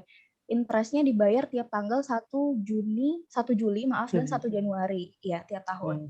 Kemudian di sini ada informasi penting juga bahwa Apple Blossom intends to hold these bonds until maturity, artinya perusahaan Apple Blossom ini berinvestasi untuk dipegang hingga jatuh tempo gitu, untuk mendapatkan bunga hingga jatuh tempo. Kemudian lanjut ke Excel-nya, Jis. Mungkin aku remote control ya. Ke Excel-nya aja, Jis. Bisa nggak ya? Tes. Bisa. Oke, di sini ke schedule E6 terkait dengan investment in bond dari Sears Credit Corporation. Nah, di sini balance tahun 31 Desember 2002 belum ada karena transaksi baru dilakukan di 2 Juli 2003. Kemudian di sini ada addition sebesar 72.173 kita dapat dari konfirmasi ke security brokers yang ada pada schedule E4. Mungkin nanti akan lebih dijelaskan oleh teman saya, tapi kita lihat sedikit di sini pada tanggal 2 Juli ada 10 years 10% debentures, parnya senilai 75.000, kemudian di sini cost pembeliannya itu sebesar 72.000 dan ada commission fee-nya sebesar 173. Nah, tadi karena ada informasi soal bahwa dijelaskan investment in bond ini tujuannya untuk held for collection, jadi kebijakan akuntansinya itu dinilai sebesar amortized cost atau diukur sebesar nilai wajar ditambah dengan biaya transaksi terkait. Jadi di sini biaya transaksi terkaitnya ada commission fee, maka ini perlu kita kapitalisasi ke nilai investasi sebesar 72.173. Lanjut ke schedule E6 di sini disposalnya nggak ada karena belum dijual dan ada amortization sebesar 220. Nah, ini kita bisa dapat dari tabel amortisasi tambahan. Tadi kan tertera di soal bahwa coupon rate-nya itu 10%, kemudian carrying amount-nya itu 72.173. Jadi cash receipt atau uang yang kita dapatkan, bunga yang kita dapatkan itu sebesar 75.000, nilai parnya dikali dengan 10%, coupon rate-nya dikali 6/12 karena transaksi baru dimulai bulan Juli. Juli sampai Desember itu ada 6 bulan. Kemudian ini pengakuan bunganya sebesar 33.970 didapat dari nilai carrying amount dikalikan dengan market rate-nya given di soal 11% sama dikali 6/12 karena transaksi baru dimulai Juli. Dan ini diskon amortize-nya kita dapatkan dari selisih antara interest revenue-nya dengan cash receipt-nya untuk membuktikan ini kurang ini. Oke. 200. Oh, kenapa nggak mau nih? Simbolnya dihilangin dulu cuma yang simbol bintang di cash receipt sama interest. Oke. Selesai. Lemot banget. Bentar.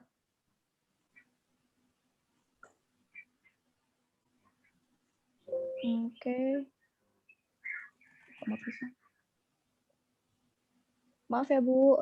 Nggak apa-apa, sabar menanti. Saya sabar menanti. Nah, di sini, jadi diskon amortize-nya kita dapat 220, pengurangan atau selisih dari interest revenue dengan cash receipt. Jadi, carrying amount-nya sebesar carrying amount pada tanggal transaksi ditambah dengan diskon amortize-nya. Nah, di sini 220. Iya, Bu. Nah, di sini balance per book-nya nggak ada karena ternyata perusahaan ini mengklasifikasikan Sears Credit Corporation itu ke investment in securities atau trading investment gitu, Bu. Jadi makanya balance per book pada tanggal 31 Desembernya dia nggak ada. Kemudian di sini balance auditnya addition ditambah amortization dan jurnal penyesuaian yang pertama kita buat itu long term investment pada investment in securities untuk mereklas saldo sebesar 72.173 yang salah diklasifikasikan oleh Apple ke long term investment atau biasanya investment in bond, tapi karena di trial balance perusahaan itu mencatat long term investment, jadi kita pakai long term investment. Kemudian di sini juga kita melakukan jurnal penyesuaian terkait amortisasi. Di sini ada miscellaneous receivable atau interest receivable sebesar 3.750 atau cash yang kita dapatkan, yang seharusnya kita dapatkan gitu, Bu. Kemudian di sini ada long term investment untuk menambah nilai saldo investasi karena ini discount amortization. Kemudian ada income from investment untuk mengakui pendapatan bunga yang didapat perusahaan sebesar 3.970. Oke. Kemudian selanjutnya mungkin bisa dijelaskan oleh teman saya. Oke, berarti E5.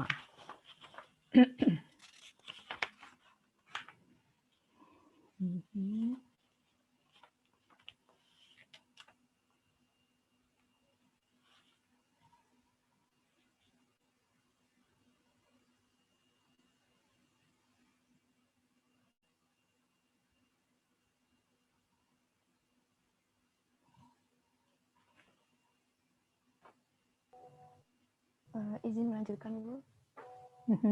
Tapi yang E1. Oh, E1. Ya, nggak apa-apa. Atau harus E5 dulu? Nggak apa-apa sih, alurnya silakan aja. Kalau tadi udah dirancang gitu nggak apa-apa. Oh ya.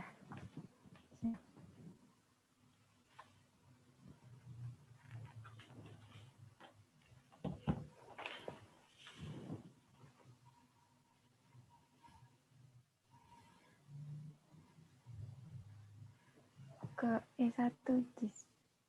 Kok nggak bisa remote-nya?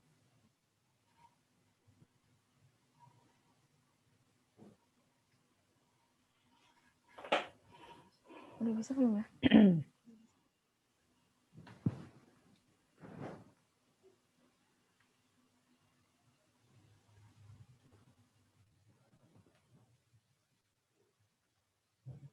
Ya, di sini saya akan melanjutkan presentasi dari Mutia terkait schedule S1.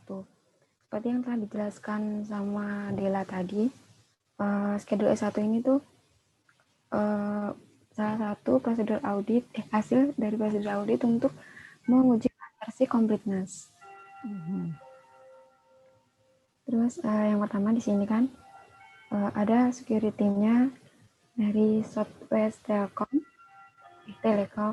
United Train, Lakawan Energy, ya pokoknya sampai bawah.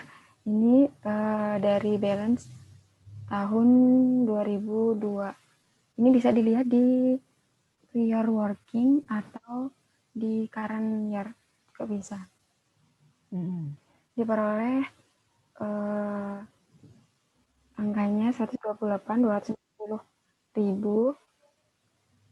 128.250. Nah, ini dengan nilai parnya 90, terus lembar sahamnya ada 1.425. Ini juga bisa diperoleh dari yang tadi dibilang sama Mutia. Dari exam ini kan auditor mendapatkan hasil berupa ini dari klien. Ada sertifikat number sama number of share of securities. Ini yang Southwestern ada 1.425.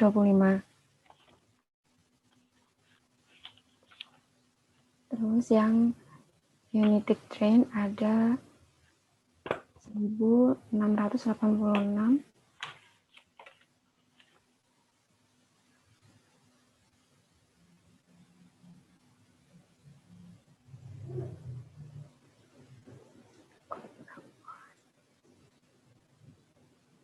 Dari sini.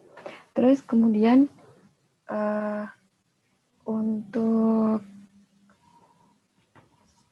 prosedur selanjutnya bisa dilakukan dengan melihat schedule E4. Nah, di sini kan juga hasil dari exam ke perusahaan kan meminta daftar penambahan dan penjualan terkait transaksi investasi. Di sini ada penjualan, ini kan broker atau sold, membeli atau menjual. Kalau minus berarti dia menjual, kalau yang positif ini berarti dia membeli. Dan di sini ada transaksi penjualan atau disposal dari Lakawana Energy sama United Train.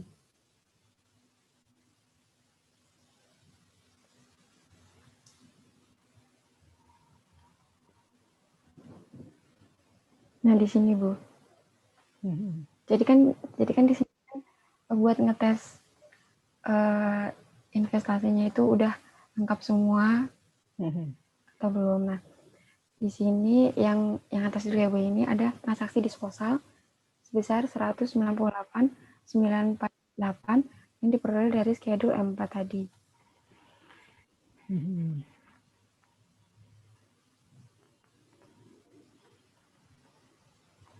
Dari sini. Tapi kan di sini kan nominalnya beda ya, Bu.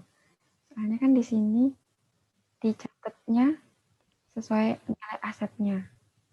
Terus berarti kalau ada perubahan berarti dia nanti masuknya ke gain. Akan dijelaskan ke schedule yang lain. Terus ada penambahan di sini.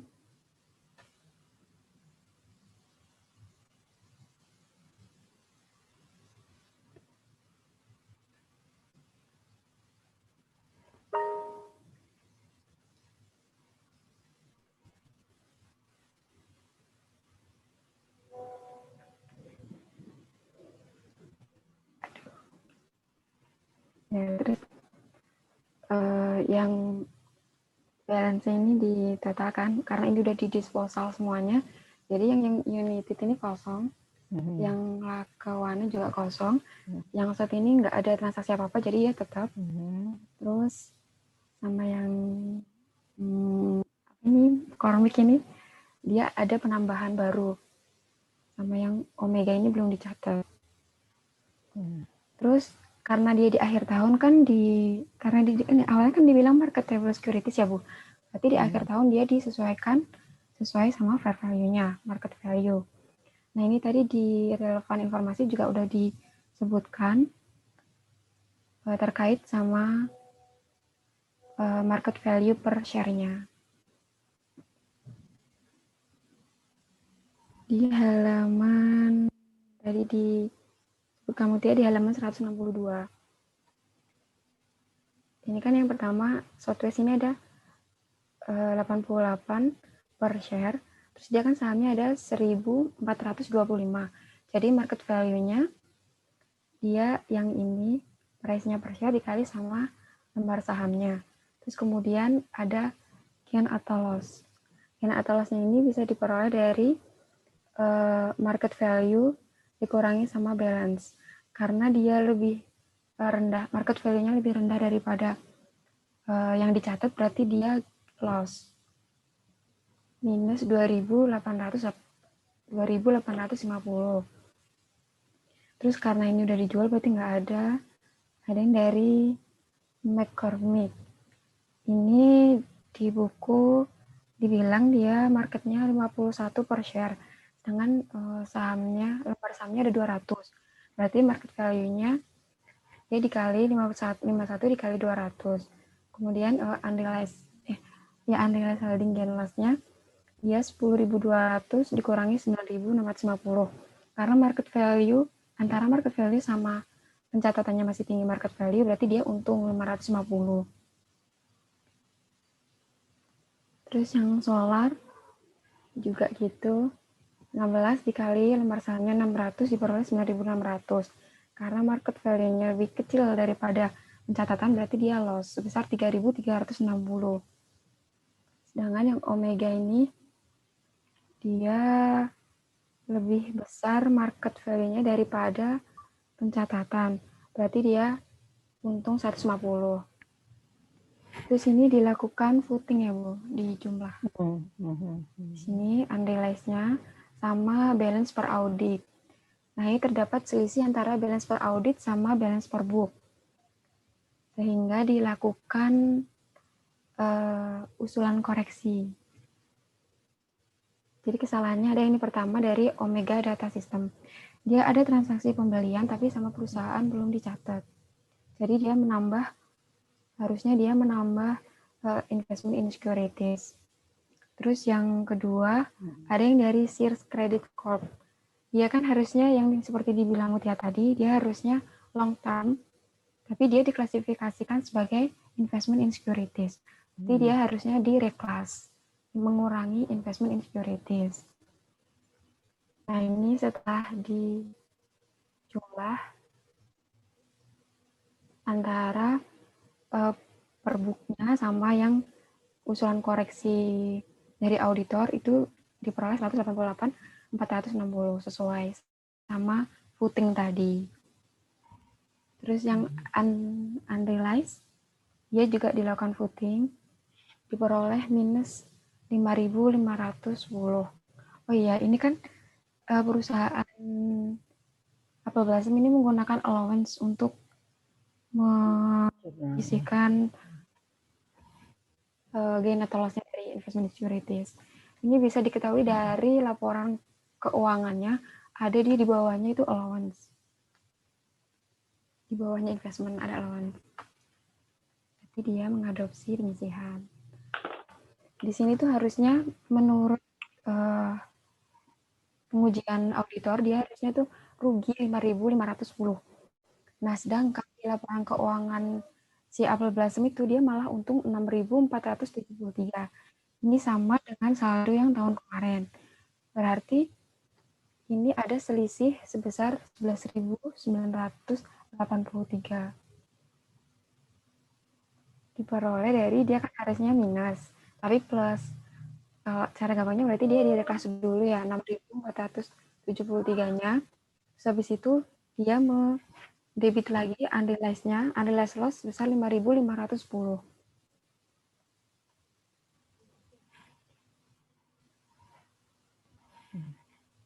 Terus ada jurnal koreksi. Ini yang untuk mencatat omega tadi yang harusnya dicatat tapi belum dicatat. Itu investment in securities pada account payable besar 37.600. Yang unrealized ini 11.983 karena dia loss. Terus dikreditkan sama allowance-nya.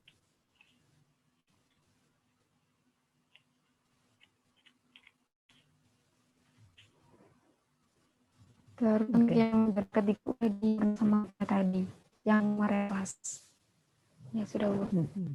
Akan lanjut sama teman saya. Oke, terima kasih Inci. Ya.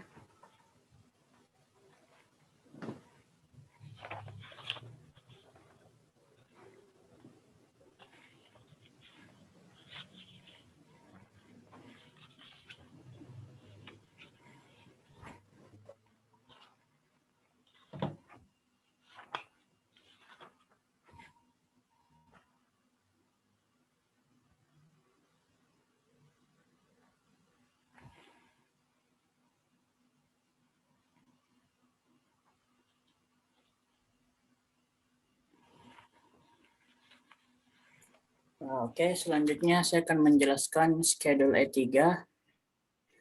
Schedule ini menjelaskan tentang gain atau loss dari penjualan investasi perusahaan. Untuk mendapatkan ini, pertama itu kita cari investasi apa yang telah dijual perusahaan pada tahun 2003.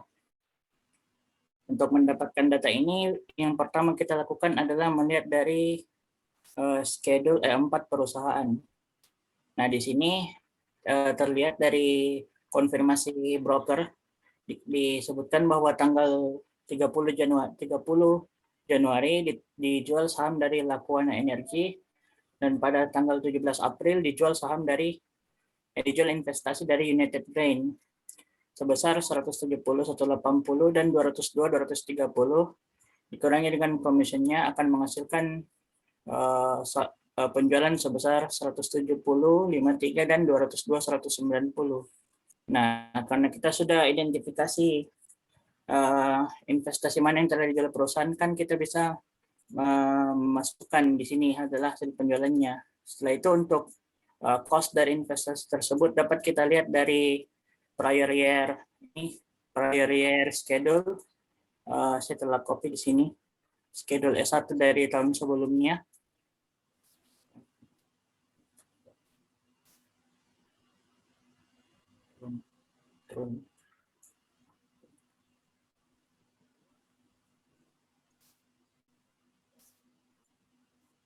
Nah, di sini tertulis ada United Brain di sini memiliki balance pada tanggal 31 Desember 2002 itu sebesar 198.948, serta dari Lakuana Energy memiliki balance pada tanggal 31 Desember 2002 itu sebesar 147.320. Nah, di situ kita masukkan cost dari investasinya dari sini. Nah, setelah itu kita kita menghitung berapa gain atau loss-nya dengan mengurangi berapa penjualannya dengan cost-nya. Di sini dari Lakuana kita mendapatkan gain 22.733, dan dari United Drain kita mendapatkan gain sebesar 3.242. Jika kita jumlahkan di sini, nah ini sebesar 25.975 menurut audit. Sedangkan menurut bukunya adalah sama, 25.975. Dapat kita lihat dari trial balance tahun working year, trial balance tahun ini di halaman 265 di bukunya. Mana? Kayaknya agak jauh. 265. Apa? Beda.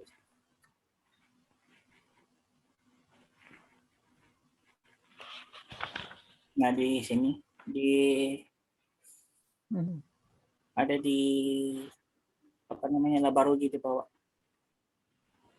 Kayaknya susah scroll dari sini.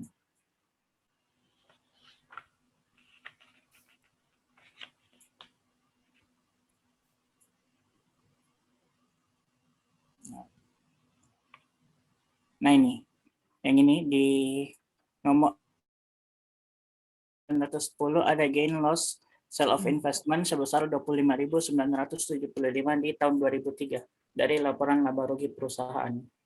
Jadi untuk schedule E3 ini tidak perlu ada penyesuaian karena sudah sesuai.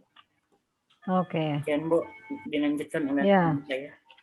Ya, makasih. Ya, terima kasih pemateri yang sebelumnya. Saya ingin melanjutkan pembahasan terkait dengan audit atas investasi. Mohon izin Bu, saya Ajis, absen 18. Iya. Nah, tadi kan sebelumnya udah kita tahu bahwa investasi dari perusahaan Apel Blossom ini ada dua. Ada investment in equity, itu di saham, klasifikasinya itu trading. Trading yang mana ketika ada selisih antara nilai wajar pasar saham dibandingkan dengan nilai bukunya, itu akan diakui sebagai unrealized gain or loss income yang disajikan di income statement.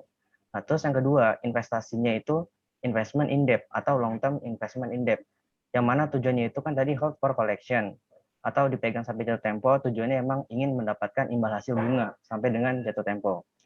Terus tadi ada sebelum lanjut ke schedule E5, saya membahas sedikit terkait dengan gimana sih skema audit atas investasi. Jadi yang pertama itu kita meminta saldo trial balance investasi dari perusahaan tahun berjalan atau tahun sebelumnya. Setelah itu kita melakukan konfirmasi ke broker untuk mengetahui transaksi investasi pada tahun berjalan. Biasanya di broker itu kan ada keterangan pembelian, penjualan, terus jumlahnya berapa, komisinya berapa, kayak gitu. Ini untuk keperluan penghitungan atas ketepatan nilai dari investasi atau menguji asersi akurasi. Nah, setelah itu untuk ini kan kita udah dapat nih informasi dari broker, kita melakukan transfer ke trial balance tadi. Atau di sini trial balance-nya itu didapat dari safe deposit box dari perusahaan atas kepemilikan investasi perusahaan Apel Blossom. Di sini dalam bentuk safe deposit box. Di sini ada sertifikat number, terus milling dari Solar Energy dan Sears kayak gitu. Nanti kita melakukan transfer dari hasil konfirmasi ke trial balance si perusahaan. Nanti kan dapat dari sini. Yang tadi United Drain sama Lakuan Energi ini sebenarnya dapat dari yang sini nilainya. Gitu. Yang dijual, terus yang Telkom, Milling, Solar Energi ternyata udah ada di sini. Sertifikat examination hasil dari safe deposit box. Nah, ternyata yang belum tercatat itu Omega Data System. Di broker ada pencatatannya di sini, namun ketika melakukan pemeriksaan fisik atas safe deposit box perusahaan itu belum ada di sini. Kayak gitu. Terus sedikit tambahan.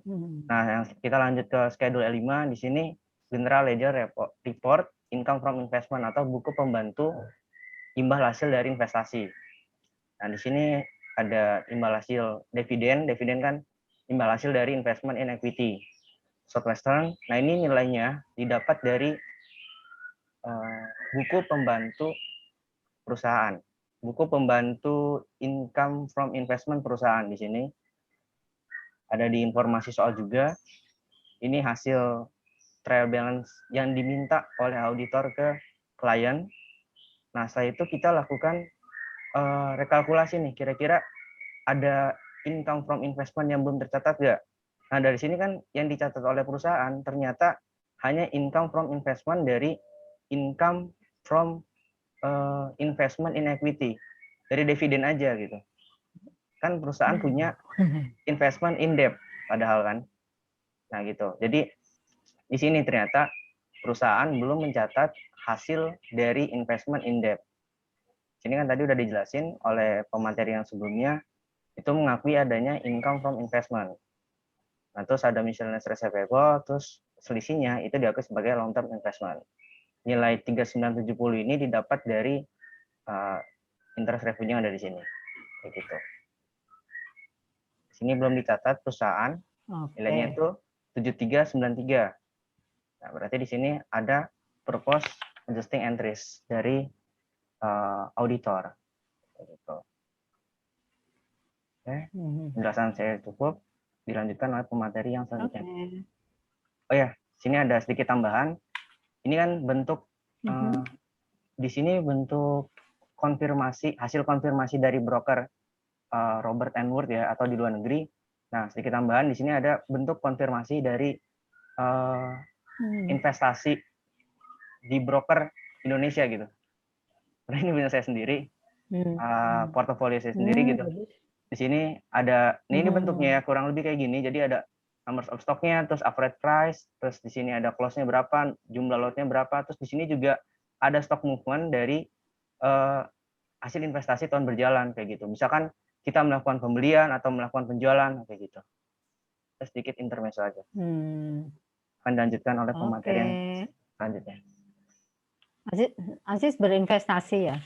Saya investasi. Don't put your egg in one basket, Bu. Oke, lanjut. Apa sekarang top schedule-nya ya?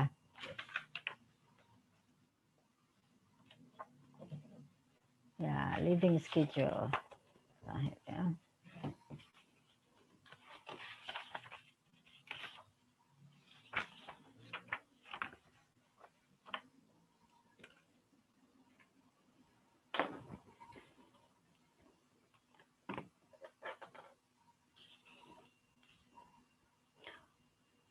Saya ke portal dulu ya. Ini udah 9:59, nanti kita terusin nambah 10 menit lah ya, karena tadi ininya banyak trouble.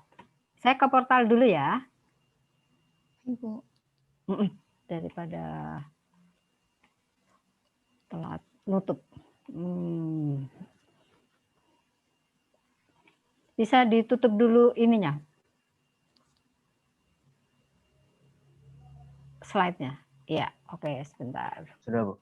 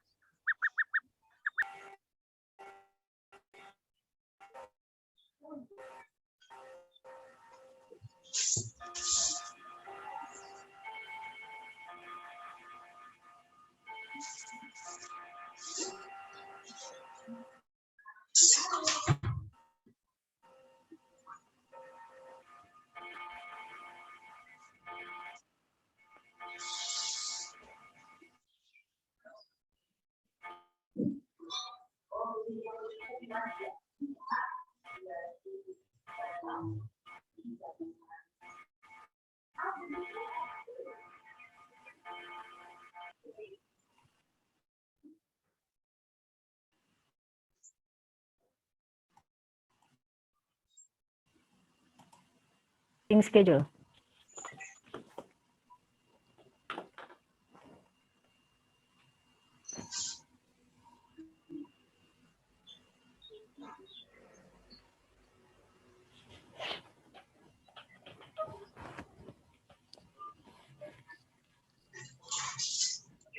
Izin melanjutkan, Bu. Ya, silakan. Jadi dari schedule E1 sampai E6 kita mendapatkan 4 jurnal usulan koreksi. Yang pertama, investment in securities pada account payable ini untuk menyesuaikan investasi yang belum tercatat pada E2, yaitu milik Omega Data System. Berikutnya, yang kedua, unrealized gain or loss investment pada allowance for unrealized gain or loss investment. Ini untuk menyesuaikan understated allowance for unrealized gain or loss. Berikutnya ada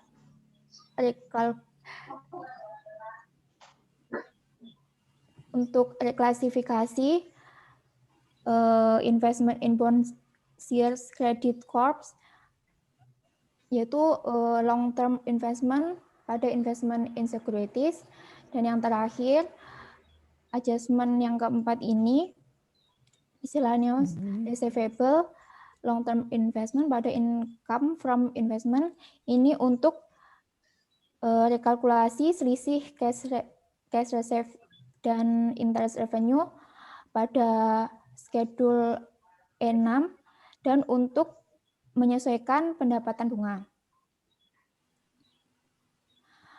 Pada schedule utama ini terdapat beberapa akun, yaitu investment in securities, allowance for unrealized gain or loss, long-term investment, unrealized gain or loss investment, income from investment, gain or loss on sale of investment.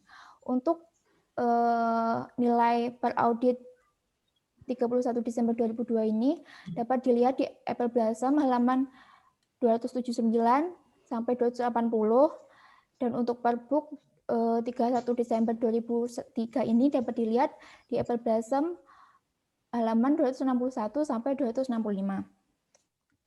Untuk adjustment-nya ini, yang pertama investment in securities 37.600, ini dari adjustment yang pertama ini. Dan untuk reklasifikasinya sebesar 72.173 di kredit ini dari reklasifikasi ketiga ini, sehingga per audit 31 Desember 2003-nya yaitu sebesar 188.460. Untuk yang berikutnya, allowance for unrealized gain or loss, terdapat penyelesaian sebesar 11.983, yaitu dari penyelesaian yang kedua ini.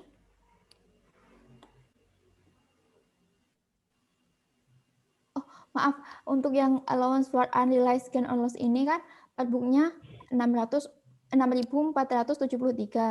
dan per audit dari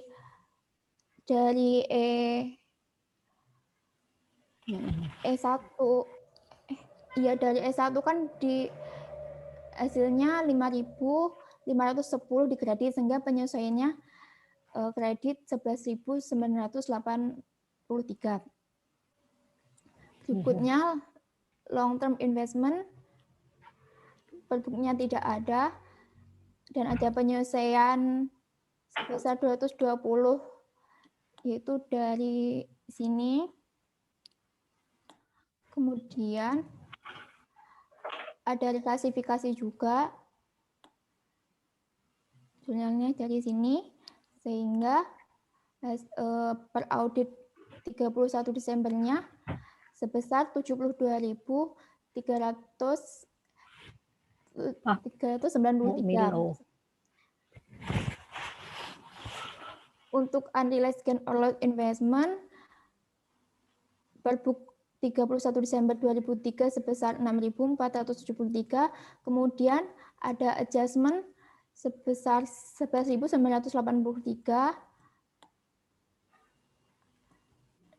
dari adjustment yang kedua ini, kemudian hasil akhirnya 5.510. Berikutnya income from investment pada saldo per book 7.393, kemudian ada adjustment sebesar 3.970 dari adjustment yang keempat, sehingga dia per audit 31 Desember 2003-nya 11.363. Kemudian yang terakhir gain or loss on sale of investment, saldo per booknya 25.975 dan tidak ada penyelesaian di sini, sehingga saldo akhirnya tetap. Saldo per auditnya tetap. Sekian presentasi kami. Yang ingin bertanya dipersilakan. Oke, terima kasih grup A menjelaskan dengan sangat rinci dan runtut sehingga mudah dimengerti.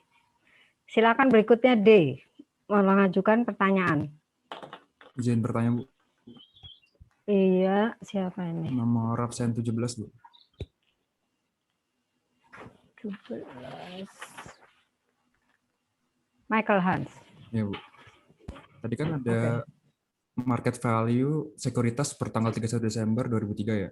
Nah, dalam menentukan market value tersebut, apakah si pihak auditor dan pihak auditi perlu membentuk semacam tim penilai gitu, atau nggak usah bikin tim penilai, tapi langsung aja minta informasi harga dari si investee atau enggak broker? Atau mungkin ada cara lain? Terima kasih. Oke, silakan.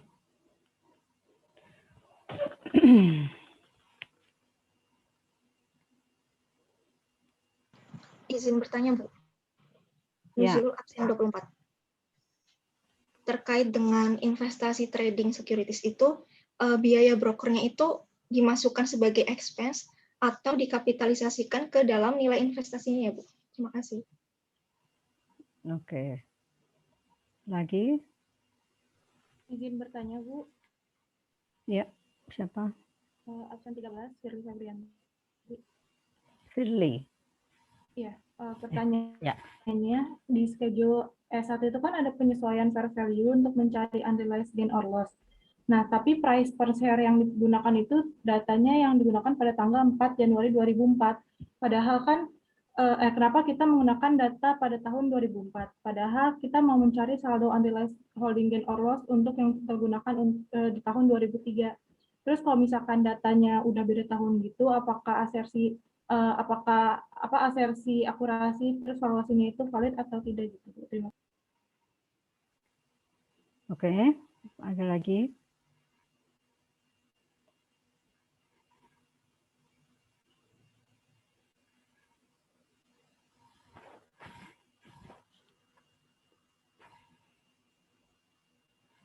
Masih ada lagi atau cukup?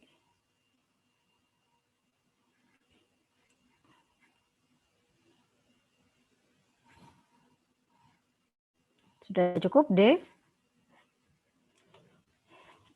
Cukup, Bu. Oke. Silakan dijawab A.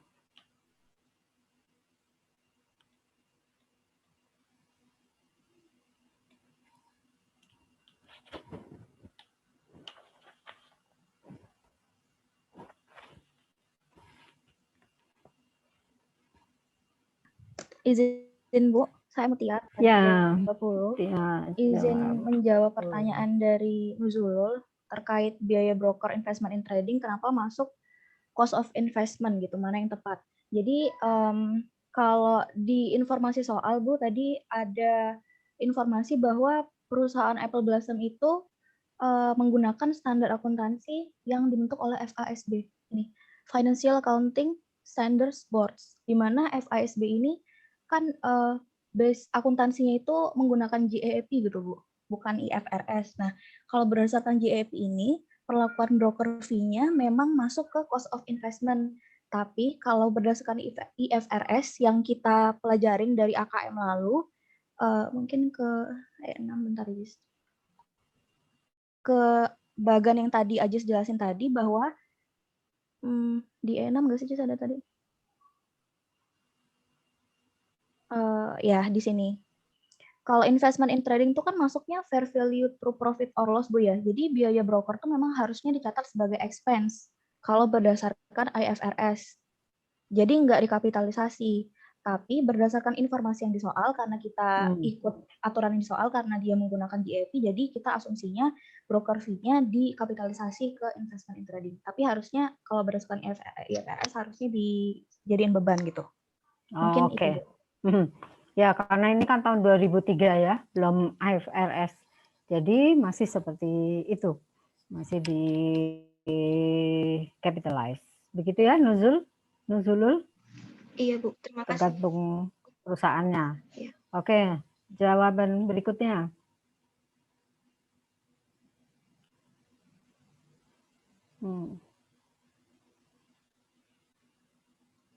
Cara memperoleh data dari broker atau gimana? Ya, jawab pertanyaan Michael.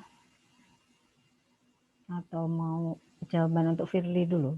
Saya Bu. Bu, absen 1. Ini menjawab yang Firly. Jadi kan yang pertama nih, kenapa kita menggunakan yang 2 Januari, itu sih sebenarnya karena pasar sahamnya sih libur, Bu. Jadi tidak ada data pada 31 Desember. Saya juga sudah cek yang dari IDX kan, dia katanya 31 Desember dan 1 Januari itu libur. Jadi kira-kira menurut kami itu yang dari Wall Street Journal yang di Amerika tempat ini Apple Blossom-nya mengambil market saham itu kemungkinan sama libur. Jadi kita hanya bisa mengambil dari yang 30 Desember atau yang 2 Januari. Nah, selanjutnya karena menurut kami itu data yang paling baru yang lebih relevan yaitu yang data 2 Januari, jadi kita pilih yang data 2 Januari. Terus untuk akurasinya bagaimana, Bu? Saya kurang tahu sih, tapi menurut saya sih sudah cukup akurat sih karena data pasarnya dari situ. Izin menambahkan, Bu. Ya, Aziz. Nah, tadi izin menambahkan terkait dengan jawaban dari Imam. Tadi kan udah dijelaskan bahwa tanggal 31 Desember itu tanggal merah, terus tanggal 1 Januari di tahun berikutnya itu juga tanggal merah. Nah, kemungkinan nilai saham itu stuck-nya di 30 Desember gitu. Itu nilai terakhirnya. Nah, jadi ada pilihan apakah auditor itu lebih baik memilih 30 Desember 2003 atau memilih nilai pasar saham per 2 Januari 2004. Nah, kelompok kami memilih itu asumsinya si auditor emang cenderung look forward gitu. Jadi lihat ke depan, makanya menggunakan nilai yang 2 Januari tahun 2004 atau tahun sebelumnya kayak gitu. Oke. Ya, oke. Boleh seperti itu, yang jelas full disclosure ya. Jadi auditor mengungkapkan kenapa milih begitu, dan tentunya juga harus dibahas dengan kliennya, ya. Kalau kliennya menyetujui, ya sudah oke gitu, ya. Oke, terakhir pertanyaan Michael Hans. Siapa yang mau jawab? Ya, saya, Bu. Oke. Pertanyaan dari Michael Hans, apakah pihak auditor dan auditi perlu membentuk tim appraisal dan broker investasi untuk menentukan berapa nilai pasar saham yang terkini? Jadi menurut kelompok kami, yang pertama kan auditor itu meminta saldo besar dari investasi, saldo buku besar investasi tahun berjalan. Terus yang kemudian yang kedua itu melakukan konfirmasi ke broker investasi. Contohnya di sini kan di sini broker investasinya itu Robert and Underwood. Broker investasi untuk melihat berapa transaksi kenaikan atau penurunan, bukan kenaikan, jadi pembelian atau penjualan di tahun berjalan. Ini broker investasi. Nah, terus kalau broker di Indonesia itu kan tadi kita ambil salah satu broker di Indonesia itu di sini ada iPod Fund. Nah, di sini ada nilai close. Nah, nilai close ini maksudnya nilai pasar saham yang terkini gitu. Terus ada stock movement juga. Nanti ada kemungkinan di sini misalkan kita mau menjual ada gain atau loss-nya kayak gitu. Jadi kita tahu berapa nilai pasar saham terkini dari annual report per bulan. Biasanya investor itu dapat monthly statement tiap bulannya kayak gitu. Terus yang ketiga kalau kita asumsinya melakukan audit di Indonesia itu kita bisa melakukan konfirmasi ke KSEI atau Kustodian Sentra Efek Indonesia. Nah, dalam website KSEI itu ada yang namanya akses. Jadi akses ini acuan kepemilikan sekuritas atas kepemilikan instrumen investasi kita gitu. Jadi kan selama kita melakukan investasi itu ada namanya RDN. Apa sih? Pokoknya ada rekening RDN gitu kan, rekening dana apa gitu saya lupa. RDN. Nah, jadi di situ kan pakai email yang sama. Nanti begitu kita melakukan investasi, misalkan kita menggunakan investasi ke investasi equity atau saham itu pakai iPod Fund. Nah, terus yang kedua, kita melakukan investasi atas sekuritas yang diterbitkan oleh JPPR, kita sebut aja SBSN. Nah, terus yang ketiga, ada investasi yang lainnya gitu, reksadana misalkan itu pakai brokernya Bibit. Nah, nanti itu bakal terakumulasi gitu di KSEI ini. Jadi nanti bakal kelihatan portofolio kita di beberapa broker. Misalkan tadi investasi in ekuitas atau investment in equity atas investasi saham itu kan tadi di IPOT fund gitu. Terus yang kedua, SBSN itu brokernya di tanam duit misalkan. Terus yang ketiga, investasi reksadana di bibit. Nah, nanti kelihatan tuh semuanya di KSEI itu kayak gitu. Itu sih sepengetahuan saya, Bu. Oke. Jadi auditor perlu bikin tim apa enggak? Jadi auditor selain melihat data-data tadi. Jadi auditor untuk kan menentukan nilai wajar dari pasar saham ini tidak perlu membentuk tim appraisal. Tim appraisal ini diperlukan untuk biasanya ya, tim appraisal ini terkait dengan penilaian aset berupa tanah, bangunan, equipment dan lain-lain, kayak gitu. Oke. Ya, betul. Bagaimana Michael? Ya. Sudah jelas ya jelas, jawabannya? Terima kasih Mbak Aziz.